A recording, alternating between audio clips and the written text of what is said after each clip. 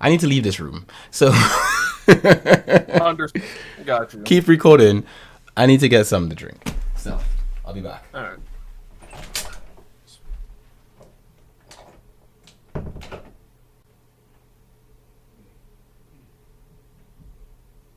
Mm-hmm. Yeah. Okay. Yes.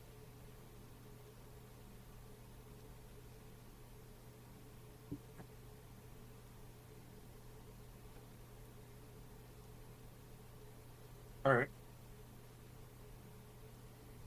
Today I woke up, took care of like the day.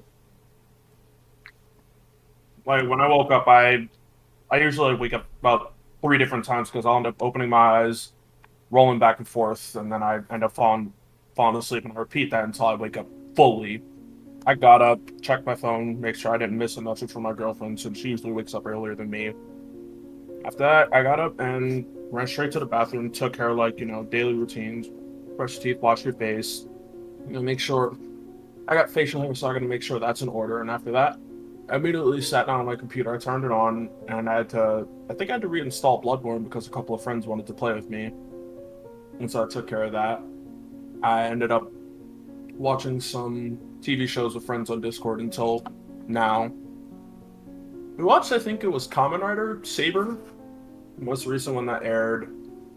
It's okay so far. I didn't really mind the pacing of it. It reminds me too much of Power Rangers, so I was like, I dropped out midway through the episode and I started playing something by myself. I think I was just playing Tales of Grace's F and Exilia 2, just bouncing back and forth between the games, messing around in the arena. After I was done messing around in the arena, got the message from my other friends, hopped on Discord with them and played Bloodborne, and we died a lot. Like, it was supposed to be us telling jokes, talking about random things, and then going, "Oh, you're dead. You gonna be okay? I'll load back in the world. Okay, that's fine." And from there, it's just mostly been me just kind of killing time until it was time for us to have this little discussion. Yeah, like I was mostly just waiting for you to say, "Okay, I'm ready to go." I was kind of always, always available all day. So when I said that's at a time, you chose in the afternoon, even though you were available all day. Yes, I like to like take care of like big things like later in the day, Ooh, I'm a and big so like fan. some. Yes, I consider this pretty important. Okay, so beautiful. All right, so ladies and gentlemen, we are back. As you can see, this is the robe. This is the robe that you very guys nice. love. This is why you tune in. You don't tune in for my voice. You don't tune in for other people. You tune in for the robe. The robe of dreams. This is what all husbandos should have. So I'm sitting down here. I've got basically in that time that you were talking, all right, I was able to handle some business. I got myself a nice glass of water. See that? I'm not having wine. I usually have wine. I'm not having wine because I'm actually sick and I think it's gonna kill me. I think if I have wine, it's not gonna help me recover because I had wine while I was sick and I didn't recover. So on the That's internet, fair. they say stay hydrated. I don't think wine hydrates you. I think it makes you more thirsty. So. A good glass of water is always needed. Yeah, I was looking at the wine in the fridge though. When I went down, I was like, oh, let me drink you, please. And then while I was pouring the water, you know when you hear running water, it makes you want to Yeah. wee. So I was like, that's when I was like, give me details, Sosuke. So while you were talking, because I didn't want you to stop talking in between waiting for a response from me. And- So I just flipped the headset up, turned off the mic, and then I was like, wee away, person, you got this. Yes, perfect. So it's the perfect plan of dreams, basically. And I've got some nuts here. These are traditional dry roasted peanuts, praise and cut from something called the Doorman. So I'm gonna try one of these. I don't even know what it tastes like. It's disgusting. Yeah. Oh, like that's alright. Reminds me of a conversation Blake and Riku had in the Pride. I think it was Blake recommending Riku like a sandwich get from Subway because Riku always had a bad experience with Subway, and it was just like them going back and forth about the details of the sandwich that Blake gave him, and then at the very end of the conversation, he said, "Thanks, it was great. I'll never have this again." How And is I think it? I just, No, continue. I think I stared at my phone and just laughed for a good bit because I could hear Riku saying that. Like I could just hear his voice saying, "Thanks, I'll never have it again." I'm well, damn, you enjoyed it. Well, what's the problem? I think the thing is it just me or does Riku have a problem with food? You know, does he always have a problem with some kind of, because that's how this, you know, the after podcast serial talk, that's how it started, right? This whole thing between Riku's Shadow and I with the whole cereal thing, that came about because I had a bowl of cereal and we started talking about what I was eating, and then Riku went into this tangent about how was it Honey and Oats had a peach flavor and they took it away and his life has ended because of this. It's never gonna be the same. I don't ever remember a peach flavor at all. I never had it, but the way Riku spoke about it, I would like to think it was like the holy grail of cereals, you know? Like, God came down, it was glowing, he handed him the packet. Riku, my son, have this. And he was like, oh, yes, I'll have it. So, yeah, basically, that's how it started. Riku he has some very interesting stories with food. I'm gonna have to have, you know, maybe I do a recording with Riku, and then we just talk about food the whole time. That wouldn't be a bad idea. I mean, I feel like you could go on about food and Falcon. Because I do remember back before, like, myself, Riku, and Shadow beat Persona 5 Strikers, I think you had ducked out the call early because you had something to do. And so it was just all three of us, and we were talking about, like, breakfast and stuff. And Riku was like, I'm still not about the cereal life. And I think Shadow, like, told him, oh, you got to get, like, he got thick and fluffy homemade style Eggo waffles. And like a bowl of like honey and oats, and he was like, I wasn't. And the next time we came back, he was like, I wasn't feeling it. This cereal wasn't it. The cereal, like the full breakfast, that it still don't sit right. And I'm sitting there like, but how? It feels like the commercial breakfast. It feels like the one you always see on TV that just kind of pulls it all together.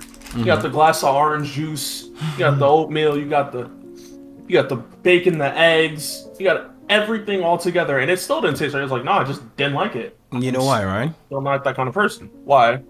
Because in those advertisements, right, you don't see people with this caramel complexion and skin complexion, you know. Riku just didn't. He came in, he was black, and he was like, this doesn't taste right. He was like, no. I'm too black for this cereal. You know? Is there such a thing as black people cereal? Like, is Fruit Loops the black person cereal? Is that the one that you know, old black folk like, this is the cereal we vibe with. We vibe with. I'd have to say yeah, because like that's a cereal I'd seen like at friends' houses growing up. Even like when I go to stay at like an aunt's house when my mom had to go take care of something, I always see Fruit Loops. I wouldn't see like Frosted Flakes like that. I wouldn't see like any like super like, whoa, this exists cereals. I just see Fruit Loops, even if it's not official Fruit Loops, like the Fruit Loops that come in like a bag. Yeah, like, the big pack that doesn't even have a branding on it. It's just like, oh no, this is. But like I eat it and I'm like, yeah, this is still Fruit Loops, because like that whole line of like official, non-official cereals, they always have this like weird aftertaste to them that just have me like, I don't like that. And then I have the Fruit Loops and I'm like, this still tastes the same. I'm fine. You know what? How they make it? They're like sugar, coloring, check. We got this. Fruit Loops it is. Yeah. That's basically how you make Fruit Loops. Sugar and coloring. Yeah.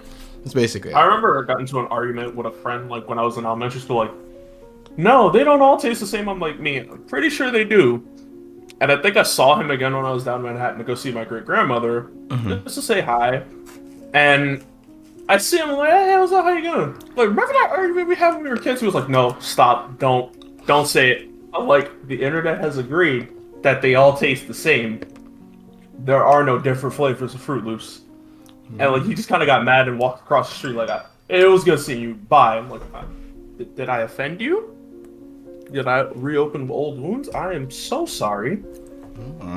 Okay, I'm so sorry to you actually because my phone has gone off during this recording and I forgot to put it on silent. I have two phones in front of me.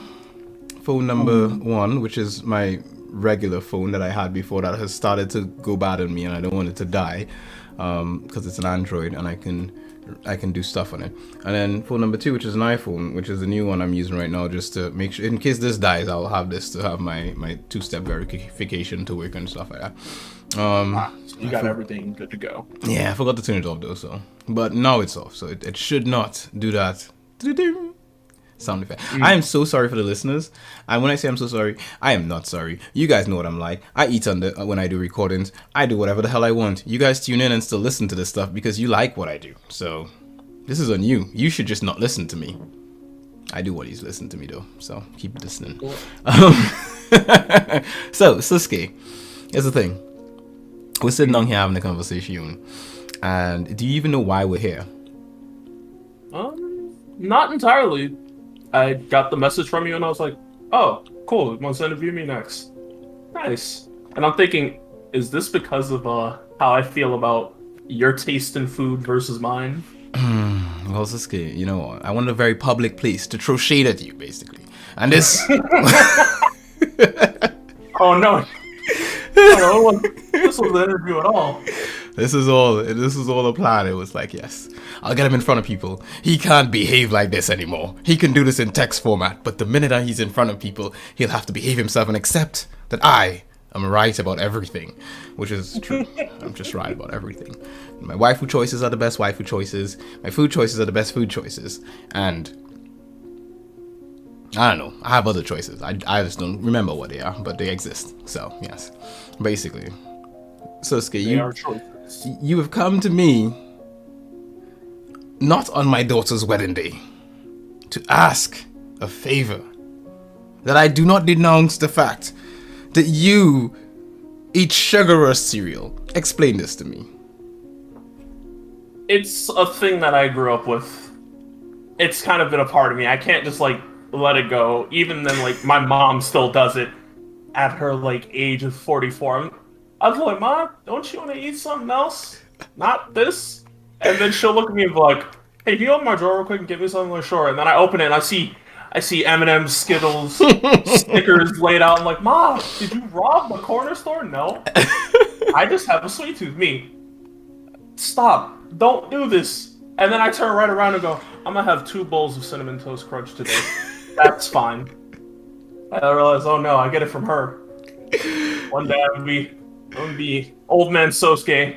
I tell my grandkid, hey, go in the cabinet real quick. They gonna see stacked up boxes of Pop-Tarts, random bags of chips. They're like, Grandpa, is this okay for you? Yes. Grab me the honey barbecue chips. I'm in the mood for a classic. You know, the thing is, when you told that story, right, this is similar to Blake. When Blake told me a story when we did the first recording, the one that is lost to the ages. Well, he told me the story about his mom, right? As he was telling the story, I was like, in my mind, I'm just like, holy shit, my mom is the same way. Is it just all black moms are the same way, or all Caribbean moms are the same way, or something? I don't know. So now you're telling this story about your mom. And I'm picturing my mom because she does the same thing. She'll eat junk food and tell me, oh, you should eat healthy. And I'm like, Mom, what are you talking about? You're always eating snacks and stuff. And she's like, well, I feel like eating a snack. But the weirdest thing, though, my mom has never been sick a day in her life, though. I've never seen her sick, really. I think the one time I've ever seen her sick was when I was really, really young. And, excuse me, I think at the time she was a bit anemic or something. And that was the one time I've ever seen my mom sick. After that, I've never seen her sick ever again. If she got a cough or a flu, that to us is just you get the sniffles, such as life. You take a nap, you drink some orange juice, and then you recover and you're back to normal in a couple of days. So for me, it's I've never seen her sick. So I'm like, how do you eat all this stuff? And you are fine as hell. And she always gives me this story. Oh, when I was growing up, we ate healthy stuff. I grew up on a farm and, had eggs straight from a chicken's butt cheek. So I'm like, okay, maybe I need to find a chicken's butt cheek and say hello. But the point is, mom is healthy as hell. And I don't know how. But... yeah, you know what? And what's the weird thing as well? I'm gonna have to assume your mom doesn't look her age. Am I right? People mistake her for my sister a lot.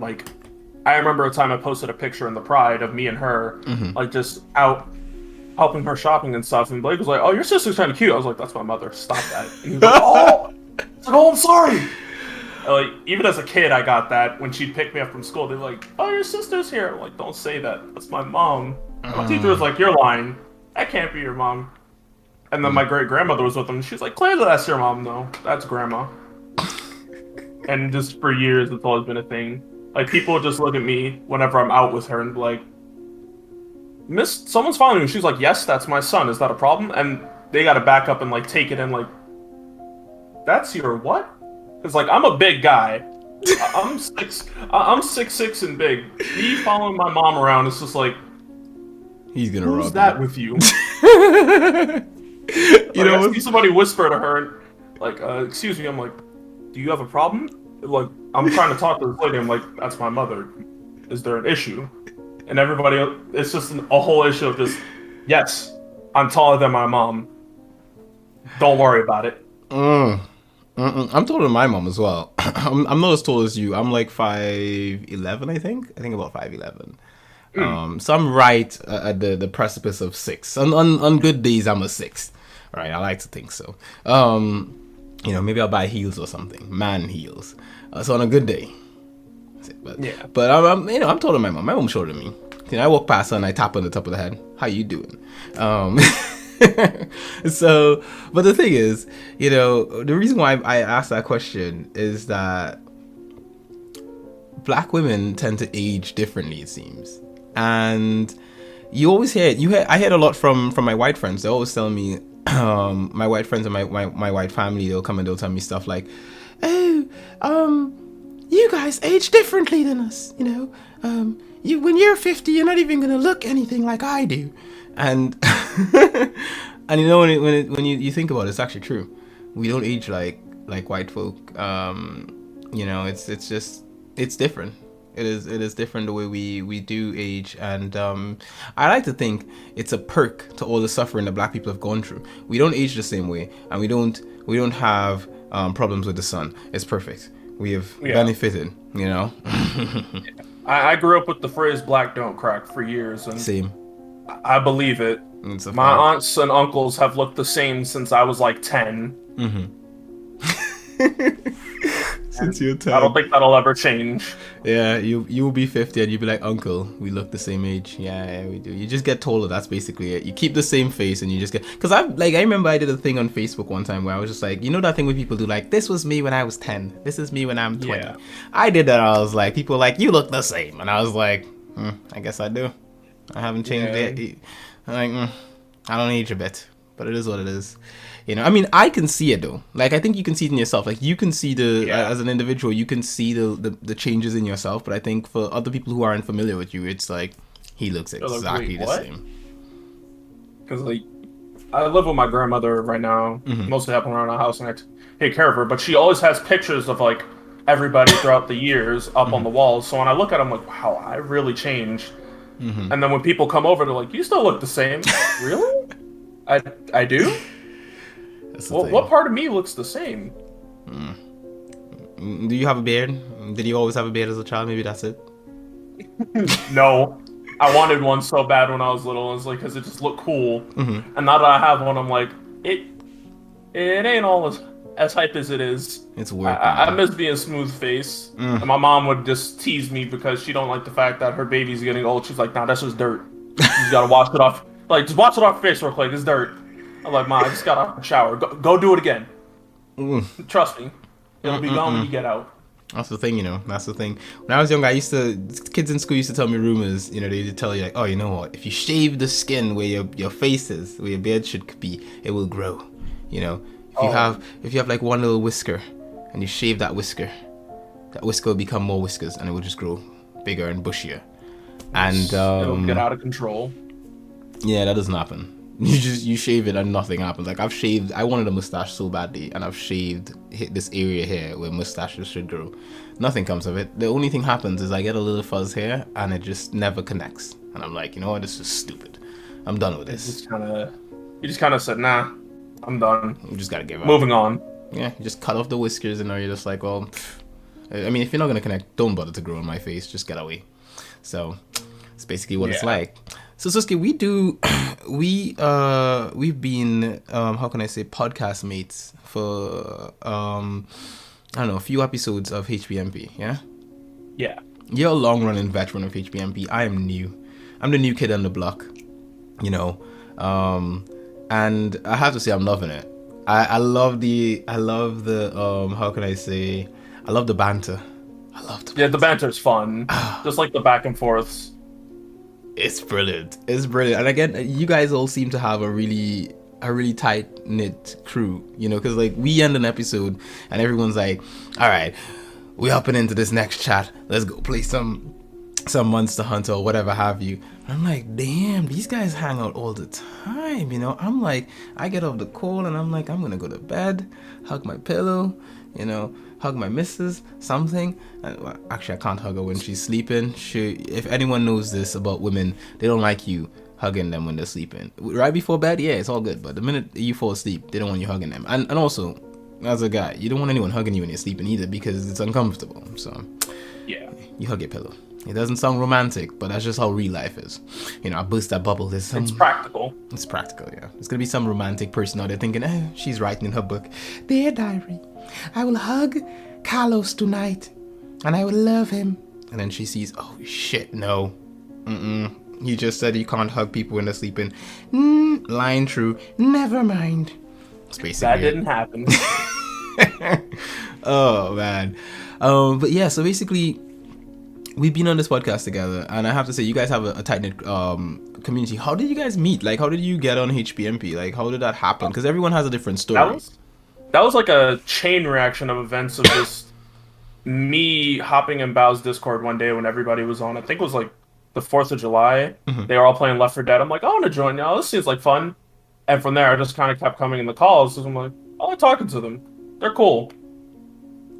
And then I think when I met Shadow Elite, it was after YouTube had put one of his videos in my recommended. I'm like, oh, I didn't say it all. I'm like, I've watched this guy's videos before. He's cool.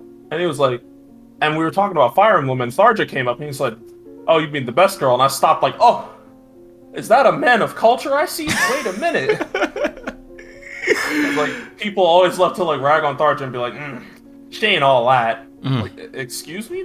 That's top tier waifu. Wait. And when Shadow said he liked her, I was like, this man gets it. And I just kept watching, well, more listening to the HPMP over time. And then one day, I got approached. No, I approached Shadow. I was like, you need somebody to fill a space? Because Souls wasn't on at the time. He was like, all right, sure. And then I kind of became a pseudo regular whenever there wasn't space, and Shadow was down with it. And then I think after Gnarly and Souls kind of stopped coming to the podcast, I became a regular. And it's always a good time to show up on the podcast, get the topics, have let a discussion about one topic run on, just because it ends up getting the chat involved. And sometimes even when it's like those little debates, like, to me, I'll keep my opinion about it, but like on podcasts, I feel like it's interesting to kind of keep it going because you always get the chat involved somehow. Even if like you end up being the guy who's quote unquote losing the argument, you're still engaging with other people, and it's overall a lot of fun to just keep it going. And when we have to move on to the next topic and start that fun train all over again, it never gets old. It's never a dull moment. It's so sweet. I think for me, one of the best feelings is when when it starts and you're there and you're having a conversation and someone comes in who is like a regular listener or viewer, and they comment your name in the chat like, oh, my boy so and so is there. It's like, ugh, they love me. You know, it's like a warm hug feeling. It's like, hey, you know, validation that I exist, you know. It's like, you're welcome here always. Indeed. And also I think that, to me, one of the things that what I really like about HPMP is that everyone has a different, despite the fact that we may have similarities in the fact that we all like JRPGs and stuff like that, we all have different tastes and different characters to us. Like, we have different things that we focus on, you know. Like for you, when I think of you as the guy who's ready to battle anyone in a conversation, in a debate about anything that you strongly feel. I can't deny that. I can't deny that. That's the truth. I've always been someone to stand my ground on how I feel about something. I've never been one to be like, no, no, no. I guess I'll stop. Like, I've had people tell me, no, you're wrong, when I've actually like dug in on a topic, anything really. It could be JRPGs, a TV show, just common knowledge. I was just like, no, no, no. We got to talk about this one. I'm not letting that slide. Mm-hmm. And it's always something I'm there for. But I won't ever just sit there and be mean about it.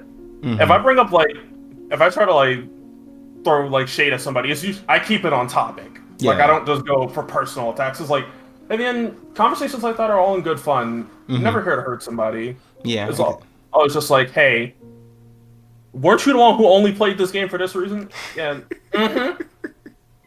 What are you doing? Don't worry about what I'm doing. It's still relevant to this. Don't walk away.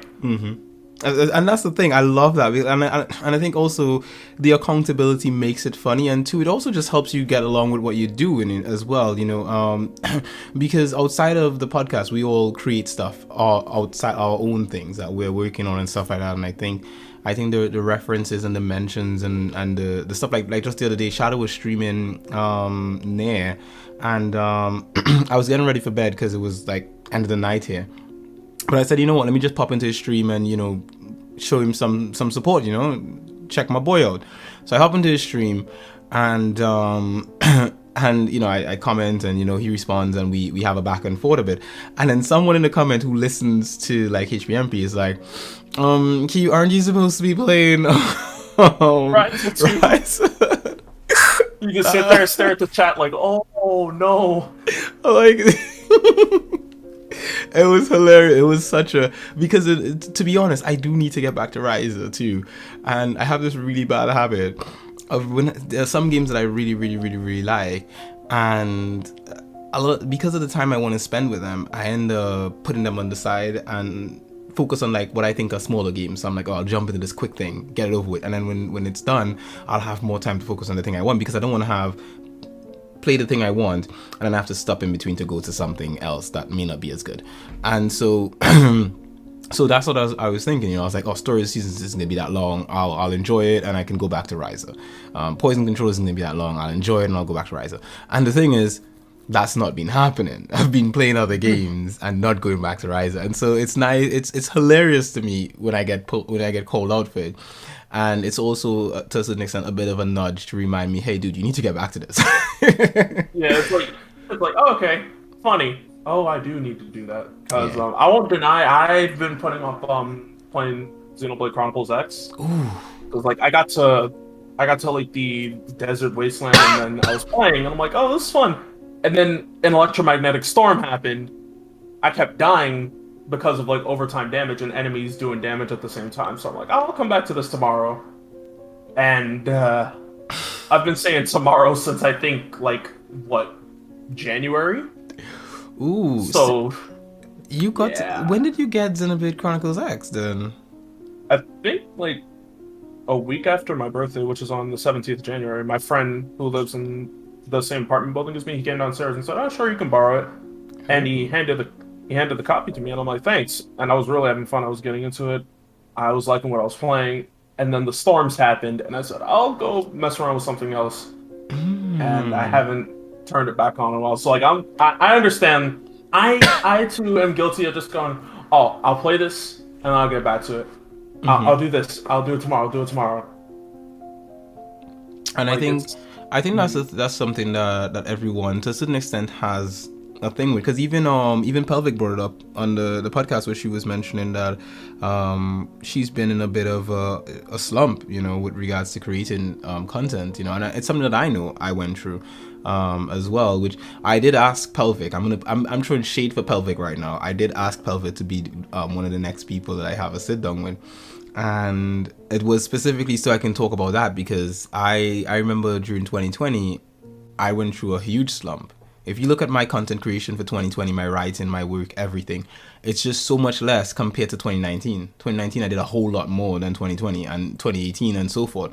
So, having her mention that on the show was like, oh, someone else went through this, we could have a conversation about this. I'm interested to hear how they went, like what's going on with them in their heads, and have they been able to get over it, or how are they working to get past that sort of thing. So I think it's a thing where we all go through it. Even Shadow, sometimes when I speak to him, he'd mention, oh, you know what, I haven't been feeling to do something or whatever have you, like or like he would basically be playing something and then he's not making any new videos. So I'm like, man, when's your next video coming? He's like, oh, I'm trying to work on something or whatever have you. So I think that is a thing whereby everyone kind of has it every now and then, and I think it's how you get past it, more or less, is what's the interesting part of it. How, because everyone has a different approach. I'm assuming you have yours as well.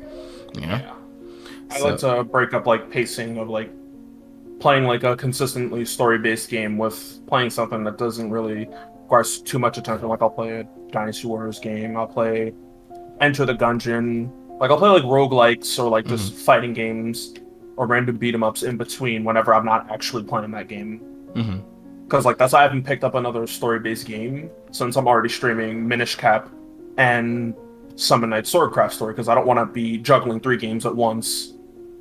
And then when I go back to streaming, I'm like, damn, I've been playing all these story-based games. I just want to relax. I just want to chill out for a little bit. Aren't you part of the Monster Hunter crew on the podcast? Oh yeah, I'm also playing Monster Hunter too. So like I'm like, but again, that I can play anytime. There's no full story I gotta pay attention to. Unless I want to just sit there and just look at Hinoa and Minato, some excellent waifus in that game. I can't even remember. Were you one of the people who jumped at me to get it when I saw a deal and you guys were like, oh, you have to get a Q? Someone, I remember Bao and I remember Blake, but I can't remember. Were you one of them?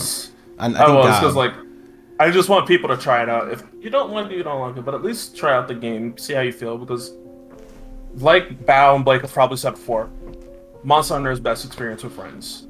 If only I had those things, friends who would basically pressure me into things, So if only I had those things. Don't tell them anything. Let them listen to this. I didn't see anything. If they don't, as far as I'm concerned, you held up a copy of Pokemon Sword and Shield. If they don't listen to your episode, they will never know. That's how you know they're your friends. Like to be like, so Q, when you gonna be ready to hunt? Huh? When you gonna be ready to hunt?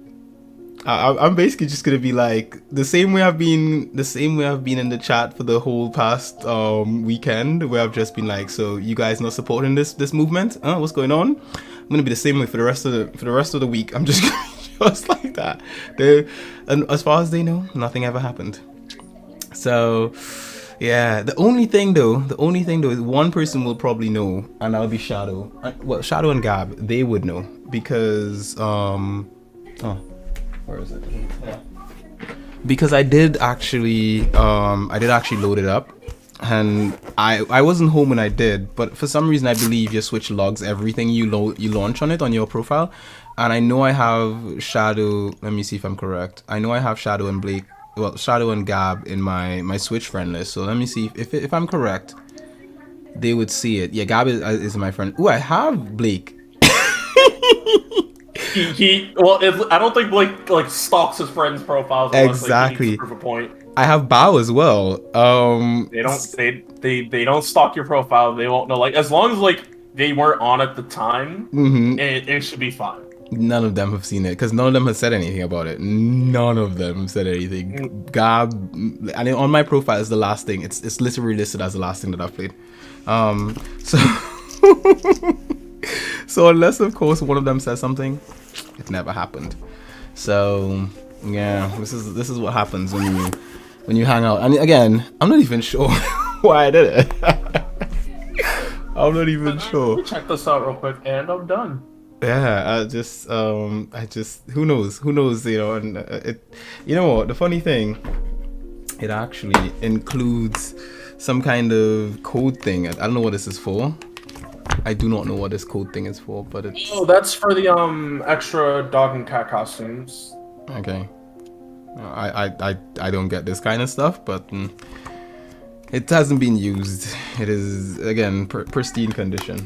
Like the person who got it just sort of just got it the day before or something. I think he said he just got past the tutorial and he was like, no.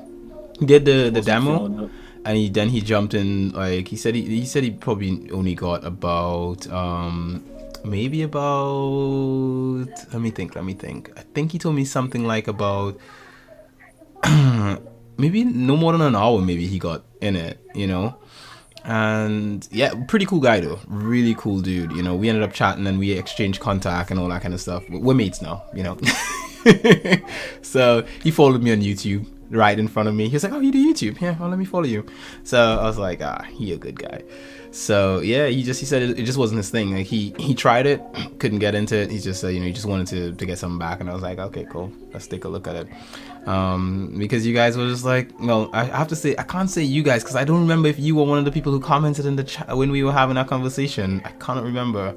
So yeah, I have to go look back and see, but I just remember like vocally saying yes, do it.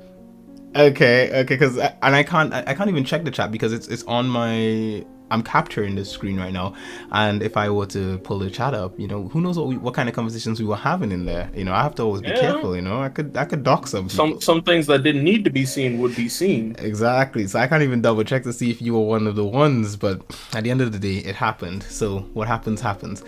At the end of the day, though, the good thing is that if I don't want it, it's good condition. So I could probably get something back. I can probably get something for it. It's all good. I'm not too worried. But yeah, generally speaking, you guys tend to hang out together, and I think that's pretty chill. I don't actually have a crew of people that I hang out with regularly. I used to back in the day, when it comes to gaming, I should say, but now I guess at the stage of my life that I'm in and stuff like that, I'm usually busy with family and stuff during the afternoons. Especially most of the people that I hang out with that are mates of mine live in the US region. And I'm in Europe. So like time zones. It's the worst because when it's the afternoon time when everyone's finished work and they're relaxing and stuff, and they're like, oh, come hang out with us. I had one mate hit me up on PSN and was like, hey, want to play Rocket League? I was in my bed. I didn't even see that until I didn't see a prompt on my phone until the next day. I was like, mate, I was sleeping, man. I did not see that thing. So it's a thing whereby you just end up it's really, really, and I've actually been thinking maybe I need to make some friends over here so like I could do that, because I have to say, I don't want to use the word envy, but I have to say, like, I feel like I miss out as a gamer not playing with a community on a regular basis. Like I feel like I'm losing some of my gamer cred or something. You know what I mean? Yeah, I can resonate with that. Like a lot of times, it's like somebody who plays fighting games. Mm-hmm. Whenever I like find a fighting game that's really cool and I don't have people to play with, I'm like, oh, wow, this sucks. And I gotta like hit up discords with people I don't know to just get random matches going. But like, it doesn't feel the same as just asking the people going, hey, you want to play this game? Mm-hmm. And you just sit there and you're just having a good time because it's not just you two dead focus on the game. You're talking, you're having a good time, you're playing the game, you're making jokes about the game or just other things. Mm-hmm. It's just this cycle of like good vibes all around that make it feel that much more lively. Mm-hmm. And I think that's the thing, like when Blake and I did our recording, and I mentioned that I had I think my son was playing Storm in the room because he was sitting there, he was laying because this is a day bed here in the office, and he was laying on the daybed playing the Switch, right? Because I asked him, hey, I think I asked him if he wanted to play on the PlayStation downstairs or something, or if he wanted to hang out with me in the office and play the Switch instead. And he's like, definitely office. So I was like, okay, cool. And so he was in here and he was laying on the bed playing the Switch, and Blake and I were doing the recording, right? And so when Blake found out I was Storm and it's something that I play, he's like, oh, you should totally get it for PC and we could play together. I haven't gotten it yet though for PC. I keep looking at it on, like, I go on like websites we have it on sale for like £8 and I'm like, should I buy it today? Should I? I haven't pulled the trigger yet. It's not a bad idea. I mean, it probably would be. It probably wouldn't be a bad idea. And you know what? I almost did because I was asking my son. I was getting some games for him on the PC, and not that I should because we have way too many games. In our whole collection of games, we just have way too many. It's just too many. He doesn't even play half of them. Like we even have Game Pass, and neither of us really play Game Pass. Like I don't play shit on Game Pass, and he only plays one game, and I don't even know how often he plays it because he tends to stick to a game and like focus on that game. So like right now the game that he has the most focus on is Mortal Kombat. Like he's really into Mortal Kombat 11, or is it, I think Mortal Kombat 10, sorry. And we have 11 and we have 10, but he focuses on 11 because he's like, oh, I know more combos in there and I'm really good at that game. So he kicks my butt in it. So I feel that shouldn't be getting my ass handed to. Timing, it's perfecting the grind. I know, right? I shouldn't be getting my butt kicked by 11-year-old, but I am. And so he basically got the how can I say, he got all these games to play, right? And he has Game Pass on his PC. He has a ton of games on PlayStation because I review games, so I get a bunch of games anyway, and we get new games every week, every month. There's just new games that show up. He has the Switch, which he's only allowed to use in my presence because he don't take care of shit. So when I look, I give him a 3DS. I gave him a 3DS last year to sort of like gauge his capabilities, and unfortunately, top screen gone. No. I'm gonna show you. The 3DS is under my desk now. Oh no. Oh, look at that thumbstick. He's eroded. Oh, no. And it was in pristine condition. The rubber is gone. I don't know what happened to the rubber and the thumbstick. It's gone. Right? Oh no. I'm like, if you can't take care of this, and his excuse was like, oh, it wasn't me. I was like, he doesn't know how it happened that way. The best ghost, it wasn't me, followed by I don't know. So I was like, wait, here's the thing. You can't have the Switch if I'm not around because I don't know what you're gonna do with it. You have not proven yourself to be capable of taking care of things like that. And I think it's because of the fact that he's growing up in a time where he has so much. And because I remember when I was a kid growing up, I had one game console and like 2 games or something. So you had to just cherish that. I was like gold. Like you didn't even want to scratch on the back of your disc. It was like the disc has to be in the case, in the right case all the time, and it has to be packed away neatly. And you don't even, if you lend your game to someone and they scratch your game, they buy you a new game because you ain't taking that shit.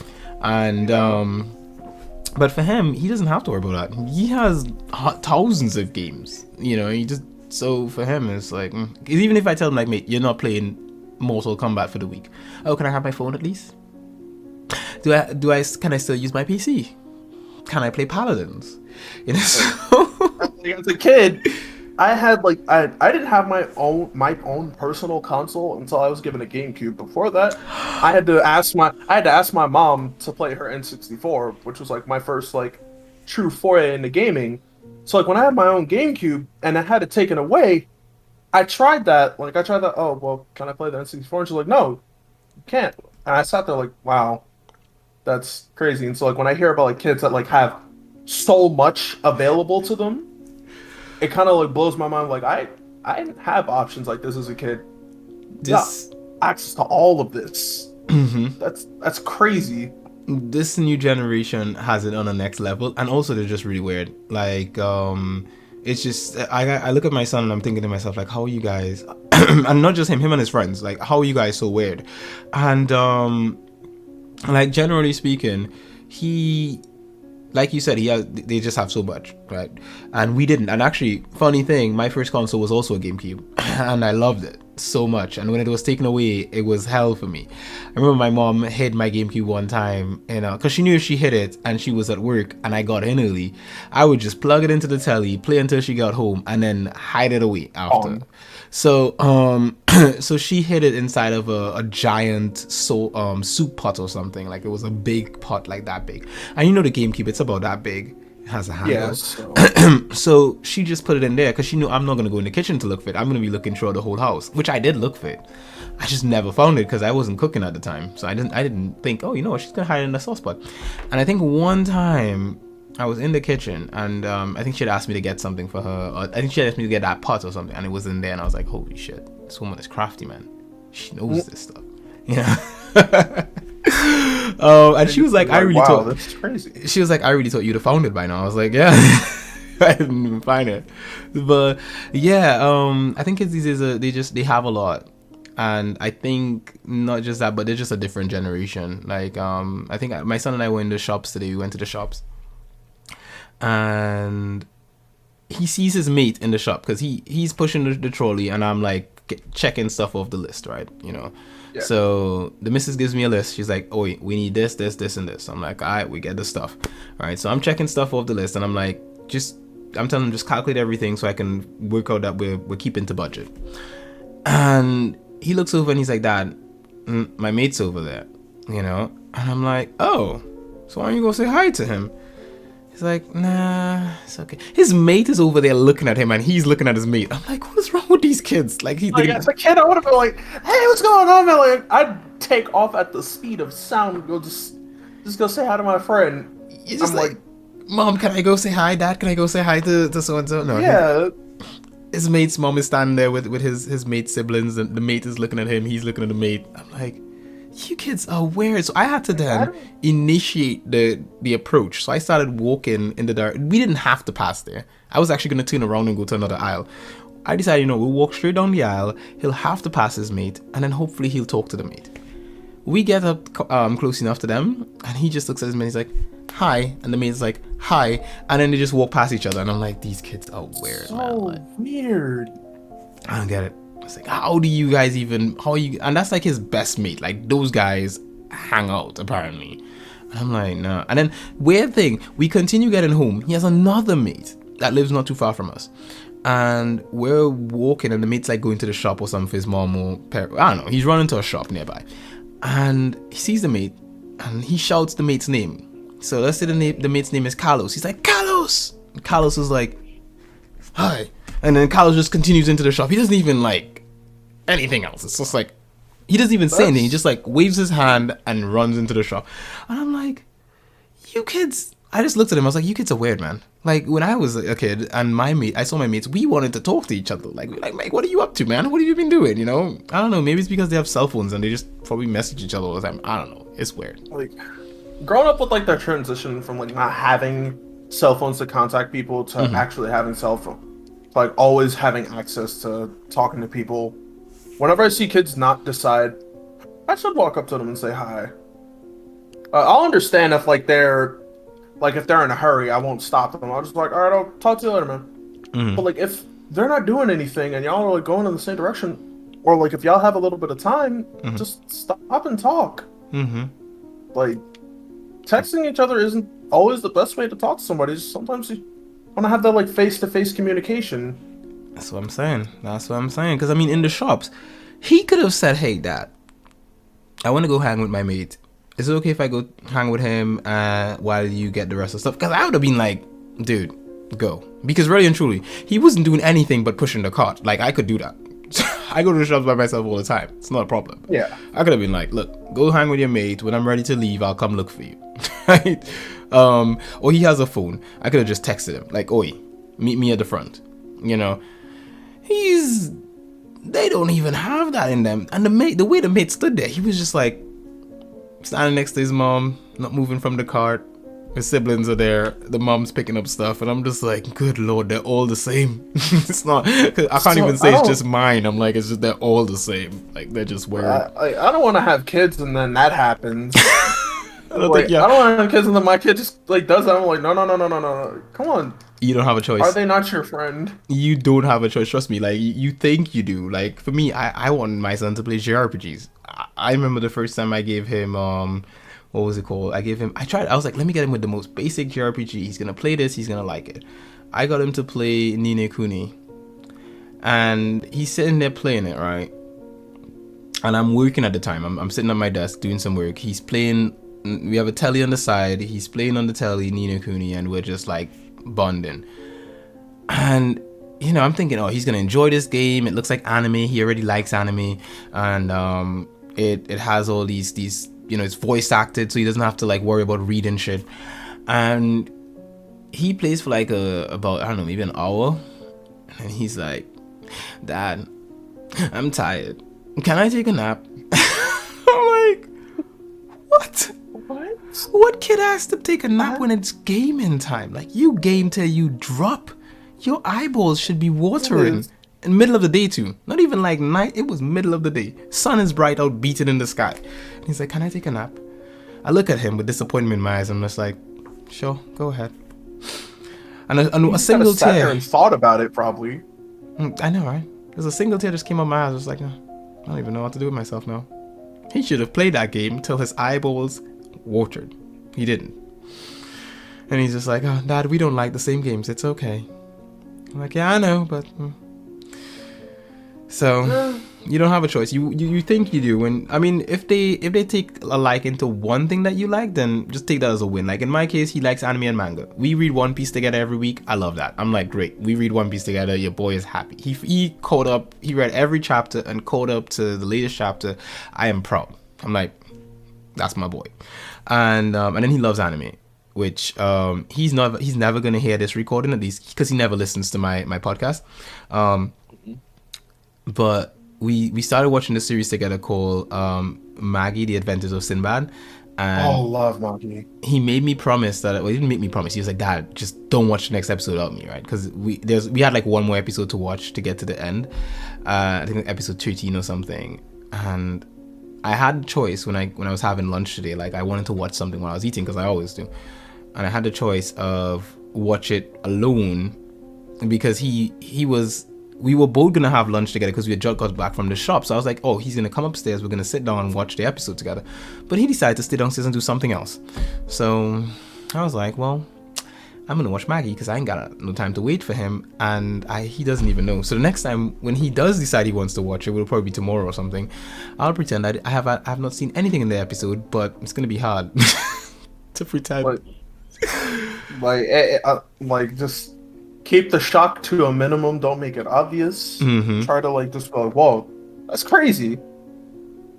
But, like, don't overreact to it. There's a major waifu scene, and he knows how I react to waifu shit. He's like, he knows my reaction, because he'd be like, Dad, what do you think about that waifu? And I'm like, top tier quality, you know. So yeah, so like gotta practice the line in your head. Gotta be ready for the eventual question.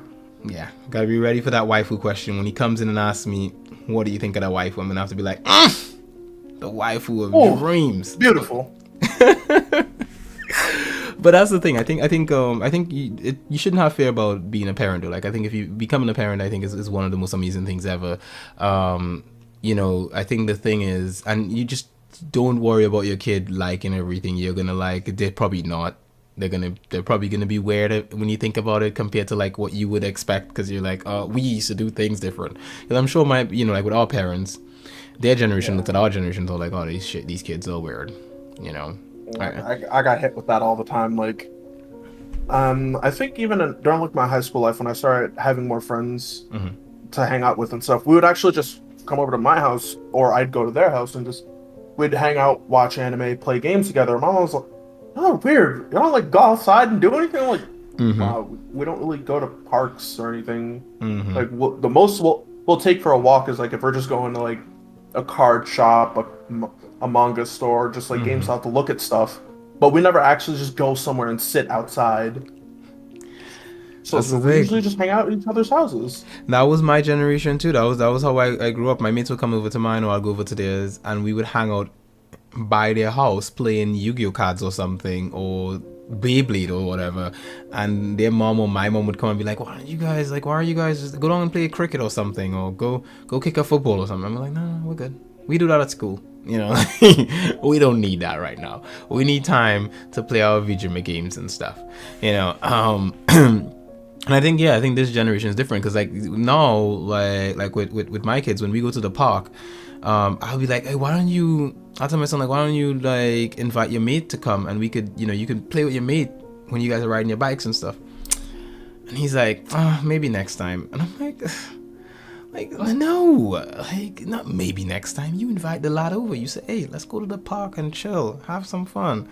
So I think it's just a different generation, and for us, we're never really gonna understand them. I think we just have to accept that that's just the way they are, and hope that maybe maybe they at least appreciate our taste in waifus and maybe like the same types of waifus. I know my son probably isn't gonna appreciate the same type of waifus as me. You know, every now and then has your son seen Ryza? he has. He actually wanted me to he said he doesn't want to watch the stream because he wants to play it himself. So I was like, oh, okay, cool. So Okay. so he said, yeah, he doesn't, because usually every now and then he watches my streams. He'll be silent in the chat though, but he'll like watch it on his phone or something. Because when I'm streaming, it's like I start at 6, which is when they're having like dinner. So they'll be downstairs having dinner, and I'll be in the office streaming. And so he'll sometimes have his phone propped up on the table, and he'll be watching the stream while I'm streaming while he's eating.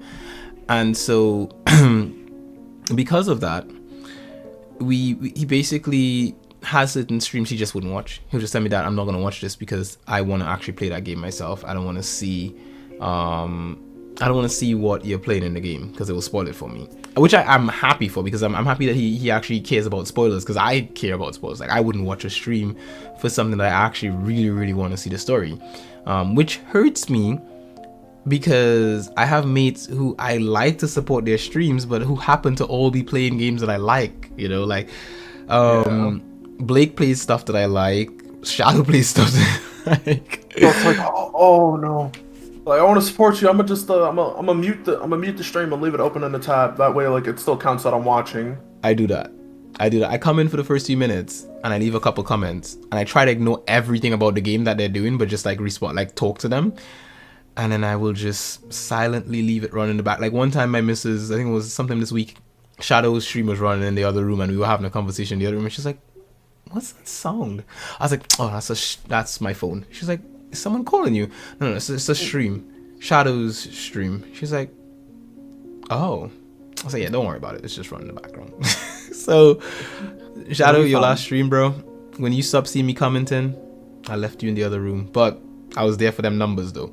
Help your homies do numbers. You know what? And you know what? I'm pretty sure it's the same, because a lot of times I start a stream and I see Shadow in the chat, like on the list of people watching as the viewers, but he's not commenting, and I'll mention his name. I'm like, "Oh, Shadow, you know, this is something." Like, I remember when I was doing poison control recently, the last time I did it, I was like, "Oh, Shadow, and I remember you asking me this question about blah blah blah. This is what I think now."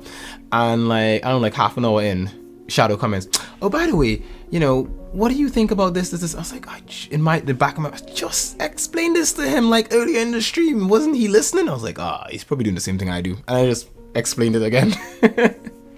It's better to do that.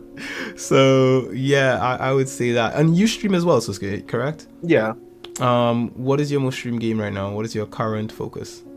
My current focus is Summon Night Swordcraft Story and The Legend of Zelda Minish Cap. Going back to 2 GBA games I hold close to my heart because of like the time period I played them. Minish Cap was like my childhood, and Swordcraft Story was a game I didn't get to play when I was a kid, but I saw it, so I eventually tried to play it when I was much older, and I'm appreciating what's being done.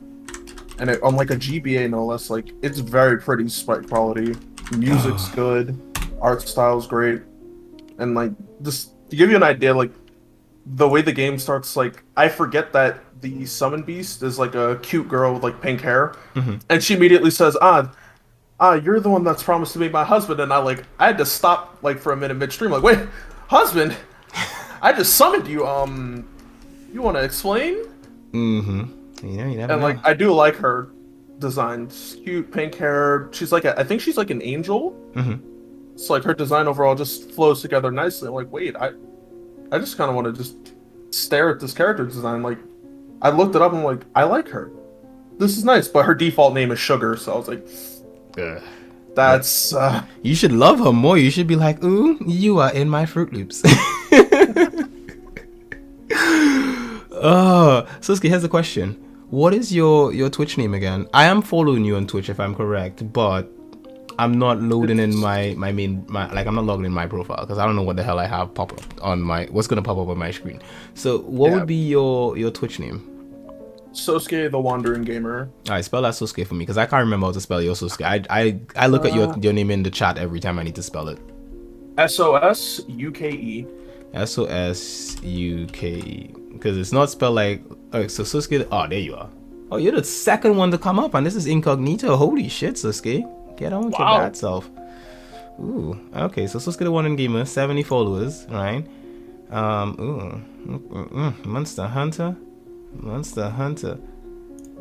I also play a lot of Gundam, but I mostly play that, like, practicing for competitive settings.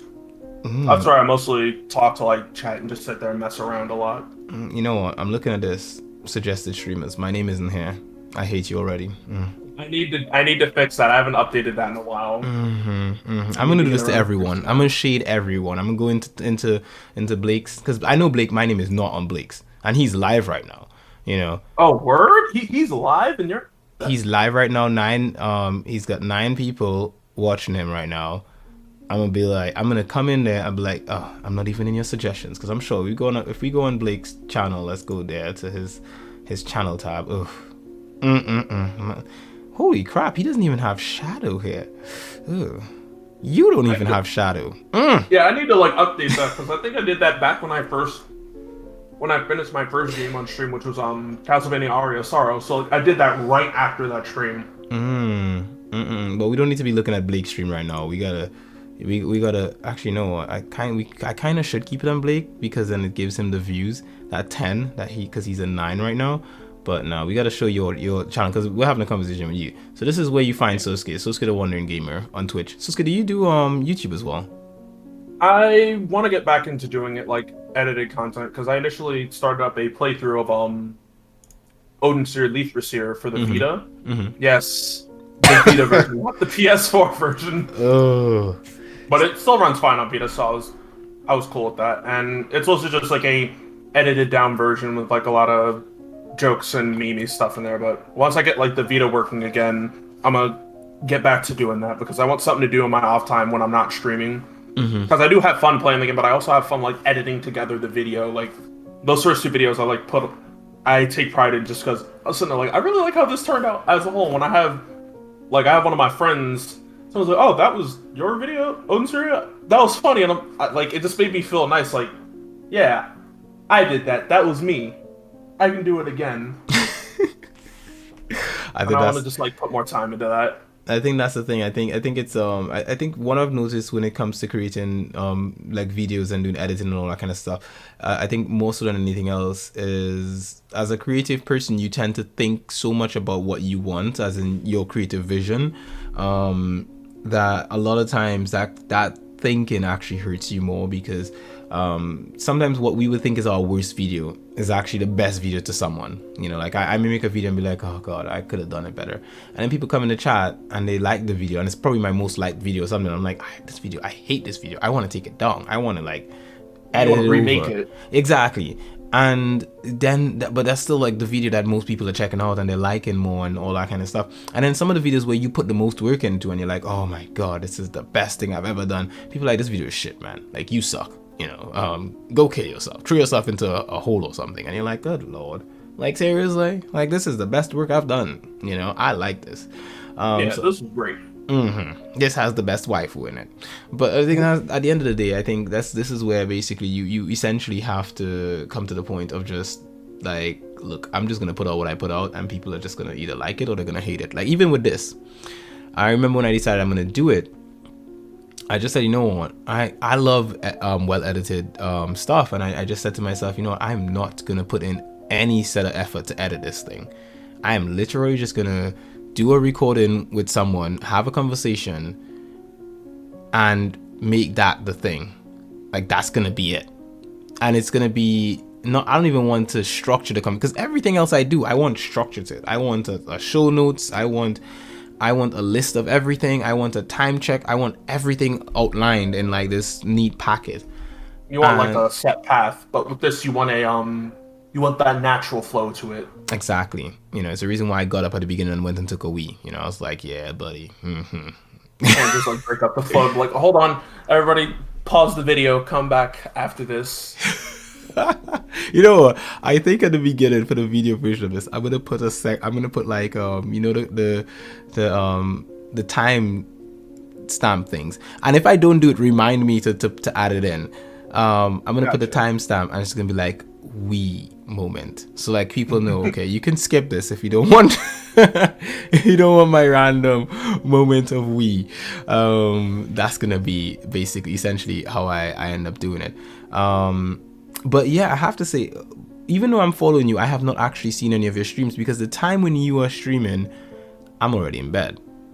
You know? Yeah, I've noticed that. Like, we have Blake, myself, and Balak have another friend of ours who lives on your side of the pond. Who like, he says he's going to bed, but then like I think one time I caught him on the stream like, Joe, aren't you supposed to be sleeping? He was like, listen, we sleep differently from you. I'm like, how?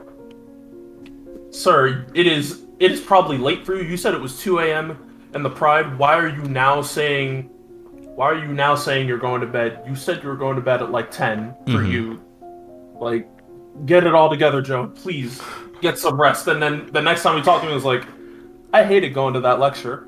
I was tired. Everybody else in the chat, I wonder why. Almost like you shouldn't have been up. You know what? We like to clown on Joe, but it's fun. I think the funny thing too is like saying that reminds me of the last HPMP, because I love the after talk, like after we're finished and we're just hanging out in the chat, and I remember having that, being in it, and this is something that I haven't told anyone else yet. No one else in the chat knows this, right? So we had you were in the after chat, yeah, last time, yeah, right? So we had the after chat, right? Like I went downstairs, right? And because usually after I finish, I have like my after podcast cereal, right? So I go down, like I fill a bowl of Cheerios, I throw some milk in there and add some raisins maybe, and then I come up and I eat it, right? And so I came up, I made my after podcast cereal, and I think I got some wine or something, and I came up and I was having that. And after, I was just listening to everyone talk, and we were having a laugh, and I think Pelvic was having this thing she was talking about, right?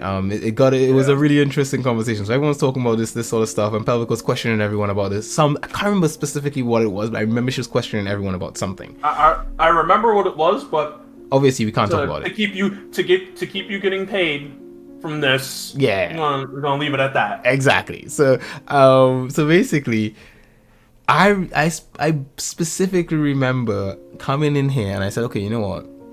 No one's asked me any question yet. I'm gonna lay in the bed and I'll just listen to everyone's story, and eventually when my time comes around, I'll tell my story of whatever. And I basically got on the bed and I laid down there. And I never really sleep in the office when it comes to podcast night, because usually I will finish up and then I will say, okay guys, I'm gonna go, and I'll end the call, switch off my PC and go to my room. Alright? But for whatever reason, I think my missus was downstairs in the living room. I think she was watching telly, was she?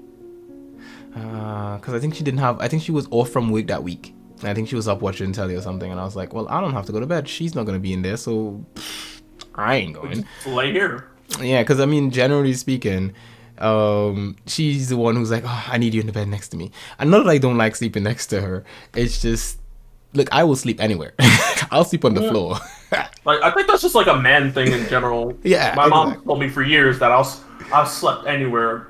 Mm-hmm. Like, I fell asleep sitting in a chair in the kitchen while I'm waiting for something, and the mama was like, "Hey, get up." So I'm like, "What? I was asleep." Mm-hmm. I think it's guy. Like I was saying this to my son earlier. I was like, the only thing guys need is basically food and snoo. Basically anything else you could live without. You know, like you could live in a cardboard box if you get food and snoo. You know, good food and snoo, you good. You like, yeah, I'll sleep in this cardboard box, no problem. And that's the thing. So essentially, knowing that she wasn't in bed, I was like, yeah, I don't care where I lay down. And I remember I laid down on here, and I had the headphones. I took off half, so I had it like resting on my head, because obviously I can lie down with it like this. And I was just listening to the conversation, and I keenly remember when Pelvic said, "Q, so what's your story or whatever?" And at that point in time, I had already, like, I was like, it was, you know, when you're in that transition, you're right before sleep, but you're also slightly awake, so you can hear things, but you're not really awake. Yep. So I can hear it, and I heard someone say, "Oh, I think you fell asleep." That was me. That I can tell you right now. I was like, "Oh, I think you fell asleep," and then everyone was like, "Are you sure?" And I think And then Blake said, Q? And You that there? that was And then I li- said, yeah, he's gone. That was literally, I remember that part too when you said it, and yeah, he's gone. And that was literally when I actually fell asleep. Like literally at that moment, my brain switched off. Like it was waiting to like for someone to say that, to like acknowledge that I had passed out. And then that's when my brain switched off. Essentially, I woke up the next morning and I was like, "Oh, am I still on a call?" Like I was like, I think that night I stayed up late to play some Gundam with friends, and I look over in the HPMP. I'm like, is he? Yeah, he's still there. like I'm just in the training room waiting for my match. I'm like, Q. I just looked at like, hey, no, okay. That's the thing. I think the headset probably rolled off. It probably rolled off my head and fell somewhere on the floor or on the side of the bed. Yeah, but basically, essentially, no one knows this. You're the only one. I trust you, Sosuke. I trust that you keep these secrets. All these secrets. I've given you 2 secrets so far on this. I know nothing. I hear nothing. Exactly. You know, exactly. That's basically it. I think another secret. This is one that you're not the only one who knows this. Blake also knows this. The thing is that despite the fact that I talk so much about waifus, not highest priority when it comes to games for me. Like, I could be bothered about the waifu. I mean, obviously I do like a nice waifu, but generally speaking, I make the whole waifu thing a priority when I talk about games and stuff like that, because I think when it comes to creating content, everyone needs a shtick. And I think waifus are my shtick, like talking about waifus, because I realize whenever I do content and I talk about the waifus and I give that sort of like acknowledgement, people like those content a lot more than when I just go in and I just try to be like, you know, clever intellectual me, you know. And I try not to show clever intellectual me too often because I want people to get the impression that, oh, he just likes waifus. Because I remember Blake telling me, he was like, after we finished, he was like, oh, I always thought you just liked waifus. It's kind of a shock to me. It's like, wow, it's not just waifus. Incredible. But it just like, because he always thought I only played games because of waifus. But then when I told him some of the games that I played, he was like, really? I was like, yeah, I play a lot of other things that aren't just waifu games. You know, I play sports games. I play shooters like Gears of War and so forth. I play fighting games. I play rhythm games. I play a bit of everything, generally speaking. But as far as anyone on the podcast knows, except probably Shadow knows. But everyone else, as far as I know, thinks that I just focus on. They're like, nah, this man's all about waifus. Yeah, pretty much. It has to be that. That's basically and that's the shtick I like. And that's what I was referring to back in the earlier, is that I think everyone in the show has their shtick, you know. With and this is what I noticed with Pelvic recently. With Pelvic, she goes off on like male characters. She's like the female version of me sometimes. Yeah, like, she's been that like that for ever since I first met her. Like I could tell she was just like, yeah, this is it, because like it was incredible.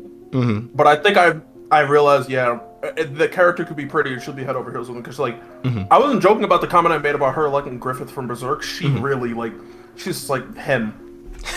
I need Griffith in my life. I needed Griffith in my life, and I'm saying, me, somebody who's read Berserk. Whoa, what you mean you need a Griffith? Didn't Griffith betray them? Didn't he betray them or something? Just saying.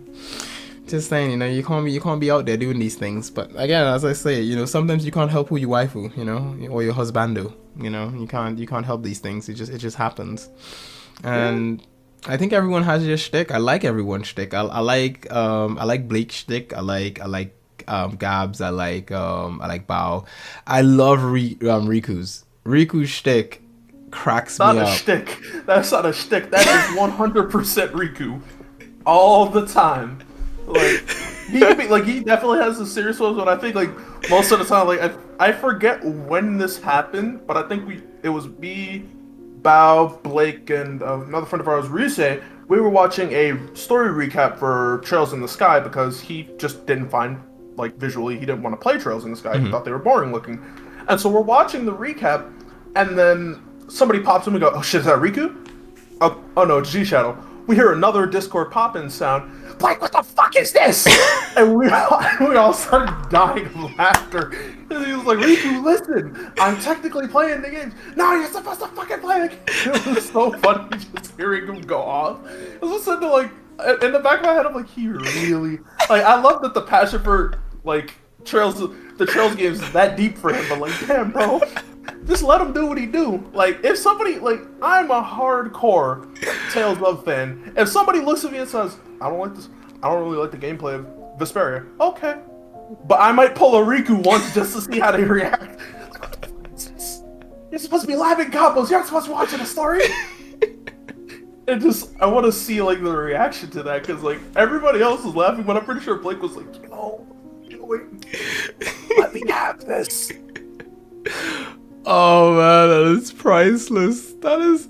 It's just one of those things. Like whenever Riku goes into like super Falcon mode, you gotta be there. And that's the thing. And I think before coming on to HBMP, I think my favorite person listening to to it or watching it when I had watching on YouTube was actually Riku. Like I love everyone else. Everyone else adds their flavor that I like. But I think Riku was just that was my guy, and I think I think just listening to him go on his things. I think usually when I listen to podcasts, I think I usually tend to go to the guy who has that kind of level of passion to that extent, who like that lightning in a bottle. Exactly, and I think Riku has it. He has that, and the thing for me is that I kind of wish Riku did more content creation outside of like the podcast and stuff. Like I kind of wish. Definitely the same, because like whenever I hear like Riku like sit there and get into like a deep discussion about something, it's very interesting to sit there and listen to him talk. And then when he goes back to being like not so serious, it's also like a nice shift. Yeah. It's just a nice thing to hear, and I'm like, damn, I would like to hear you just sit there and do thought pieces on things. Mm-hmm. It'd be nice. Yeah. Because it'd be a balance of calm and zany all at once. Indeed. And I'd love to see it. And I feel like there's a lot of people out there who would love to see it too. Definitely. Or maybe someone just takes all his best clips from HBMP, edited together, and just give it to him and say, like, Riku, like, just upload this. Like, I've done all the work for you. Or just slide it to him just in a suspicious Google Drive doc, just like Google Drive, and like, here, you'll need this, trust me. Yeah. How does it go with Zelda? Take this. It's dangerous to go alone. Take this. It's dangerous to go alone. Take this. Basically that. Yeah, that's the that's the line. Anyone watching this, do this first, please. Go through the whole back catalog of HBMP and find every 56 episodes now. How much is it? Either 54 or 56. I thought it was more. I thought it was in the hundreds. Is it really 56? It didn't feel like it, especially when I came on, because like the episodes sometimes run for so long. You're sitting there like, wait, it's been how long? 56 is a little bit of episodes though.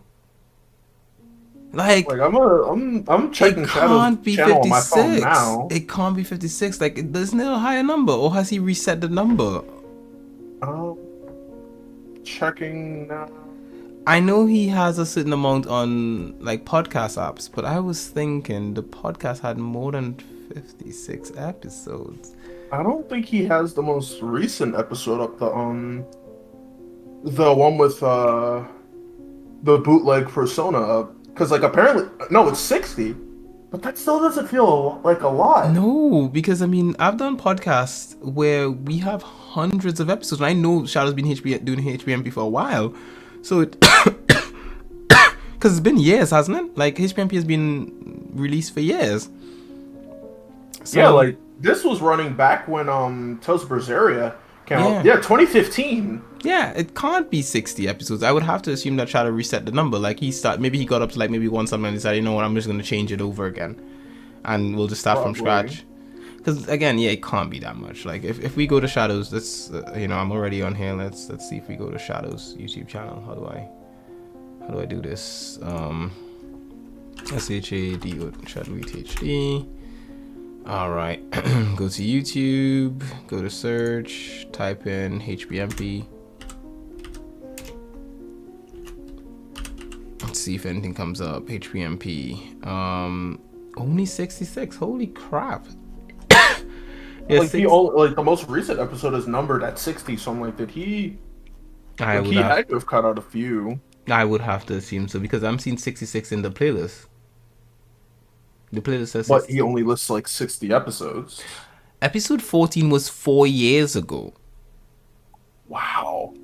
Yeah. Well, I think I know why. It's probably bi-weekly, and sometimes he had to like skip or reschedule because sometimes there's just no JRPG information going around. I think maybe it just wasn't as regular before. Like he would just do it whenever he felt like it, and that's why it doesn't have as many episodes. Because I remember this was around when Google Plus was a thing. Because I remember there was a point in time when Shadow did this with Google Plus. Yeah, with like Hangouts. Hangout, yeah, exactly, that thing. Because that's when I started watching them, when like I really started talking about Blake and everybody more regularly. Mm-hmm. And there were a lot of other there were different people on it at the time. Yeah. If I remember correctly, it was like Nightmare and Pelvic was still there. And Shentai, I think. Sorry? Oh no, I think Shentai, but he goes by his real name now, Daniel. Everyone brings it up, Daniel, not Shentai. Yes. But I think that's the thing. I think there was a bunch of different people at the time. Shadow's image was I think it was Teddy from Persona, was it? Wow. Yeah, it was a while ago, and that would have been a good few years ago. That would have been again like 3-4 years ago, something like that, when Google Plus was still a thing. So I guess maybe it is 60 something episodes, and Shadow just ended up because I guess it was just not as regular a thing, and maybe in my mind I remember it being something that I listened to a lot. But maybe it was something that was like maybe a couple times a year or something, an episode went up, and only now it's regular, because now it's every other week that we do it, unless of course something comes up. If something comes up, then we skip it to the next week. But now it's just like a scheduled every other week thing, which is the way I like it. I like the fact that it's every other week, because I kind of feel even if there aren't any big news topics about JRPGs, it's enough things that we can talk about because of the fact that we all come with different perspectives. You know? Yeah, there's always like a viewpoint to it that we can always give, and those topics can run on for a long time. Yeah, because I know, like, you've probably heard him say, like, let's not have it run for like 2 hours. I think like back on like the first one before you were on that I was on, I remember like the conversation running for almost 2 hours, and I'm just sitting there like, that's ridiculous. And I think from there I was a regular, bar like one episode where he had like a special guest on, but like from there it was like, these episodes usually run pretty long, and I see like people like the longer episodes, but he's like, nah, people got things to do, and I'm like, we have things to do, but the people love us, and if they'll sit there and listen, we'll give them what they want to listen to. Because some people come in the tail end as well, because sometimes you're watching, because obviously we all keep an eye on the chat while it's going on, and sometimes you're watching the chat and you see the numbers jump from like, I don't know, like 60 something to like 90 something in the tail end, you know, and you're like, holy crap, there's more people here than were there at the beginning. And so I think generally speaking, because again, you have to understand as well, like time zone differences. There are people who live on the west coast of the US who are like, I don't know, like their days are just winding down for them by the time HPMP has gotten to the tail end or something, or maybe it's like they're having lunch or something. So like it's a nice way to relax.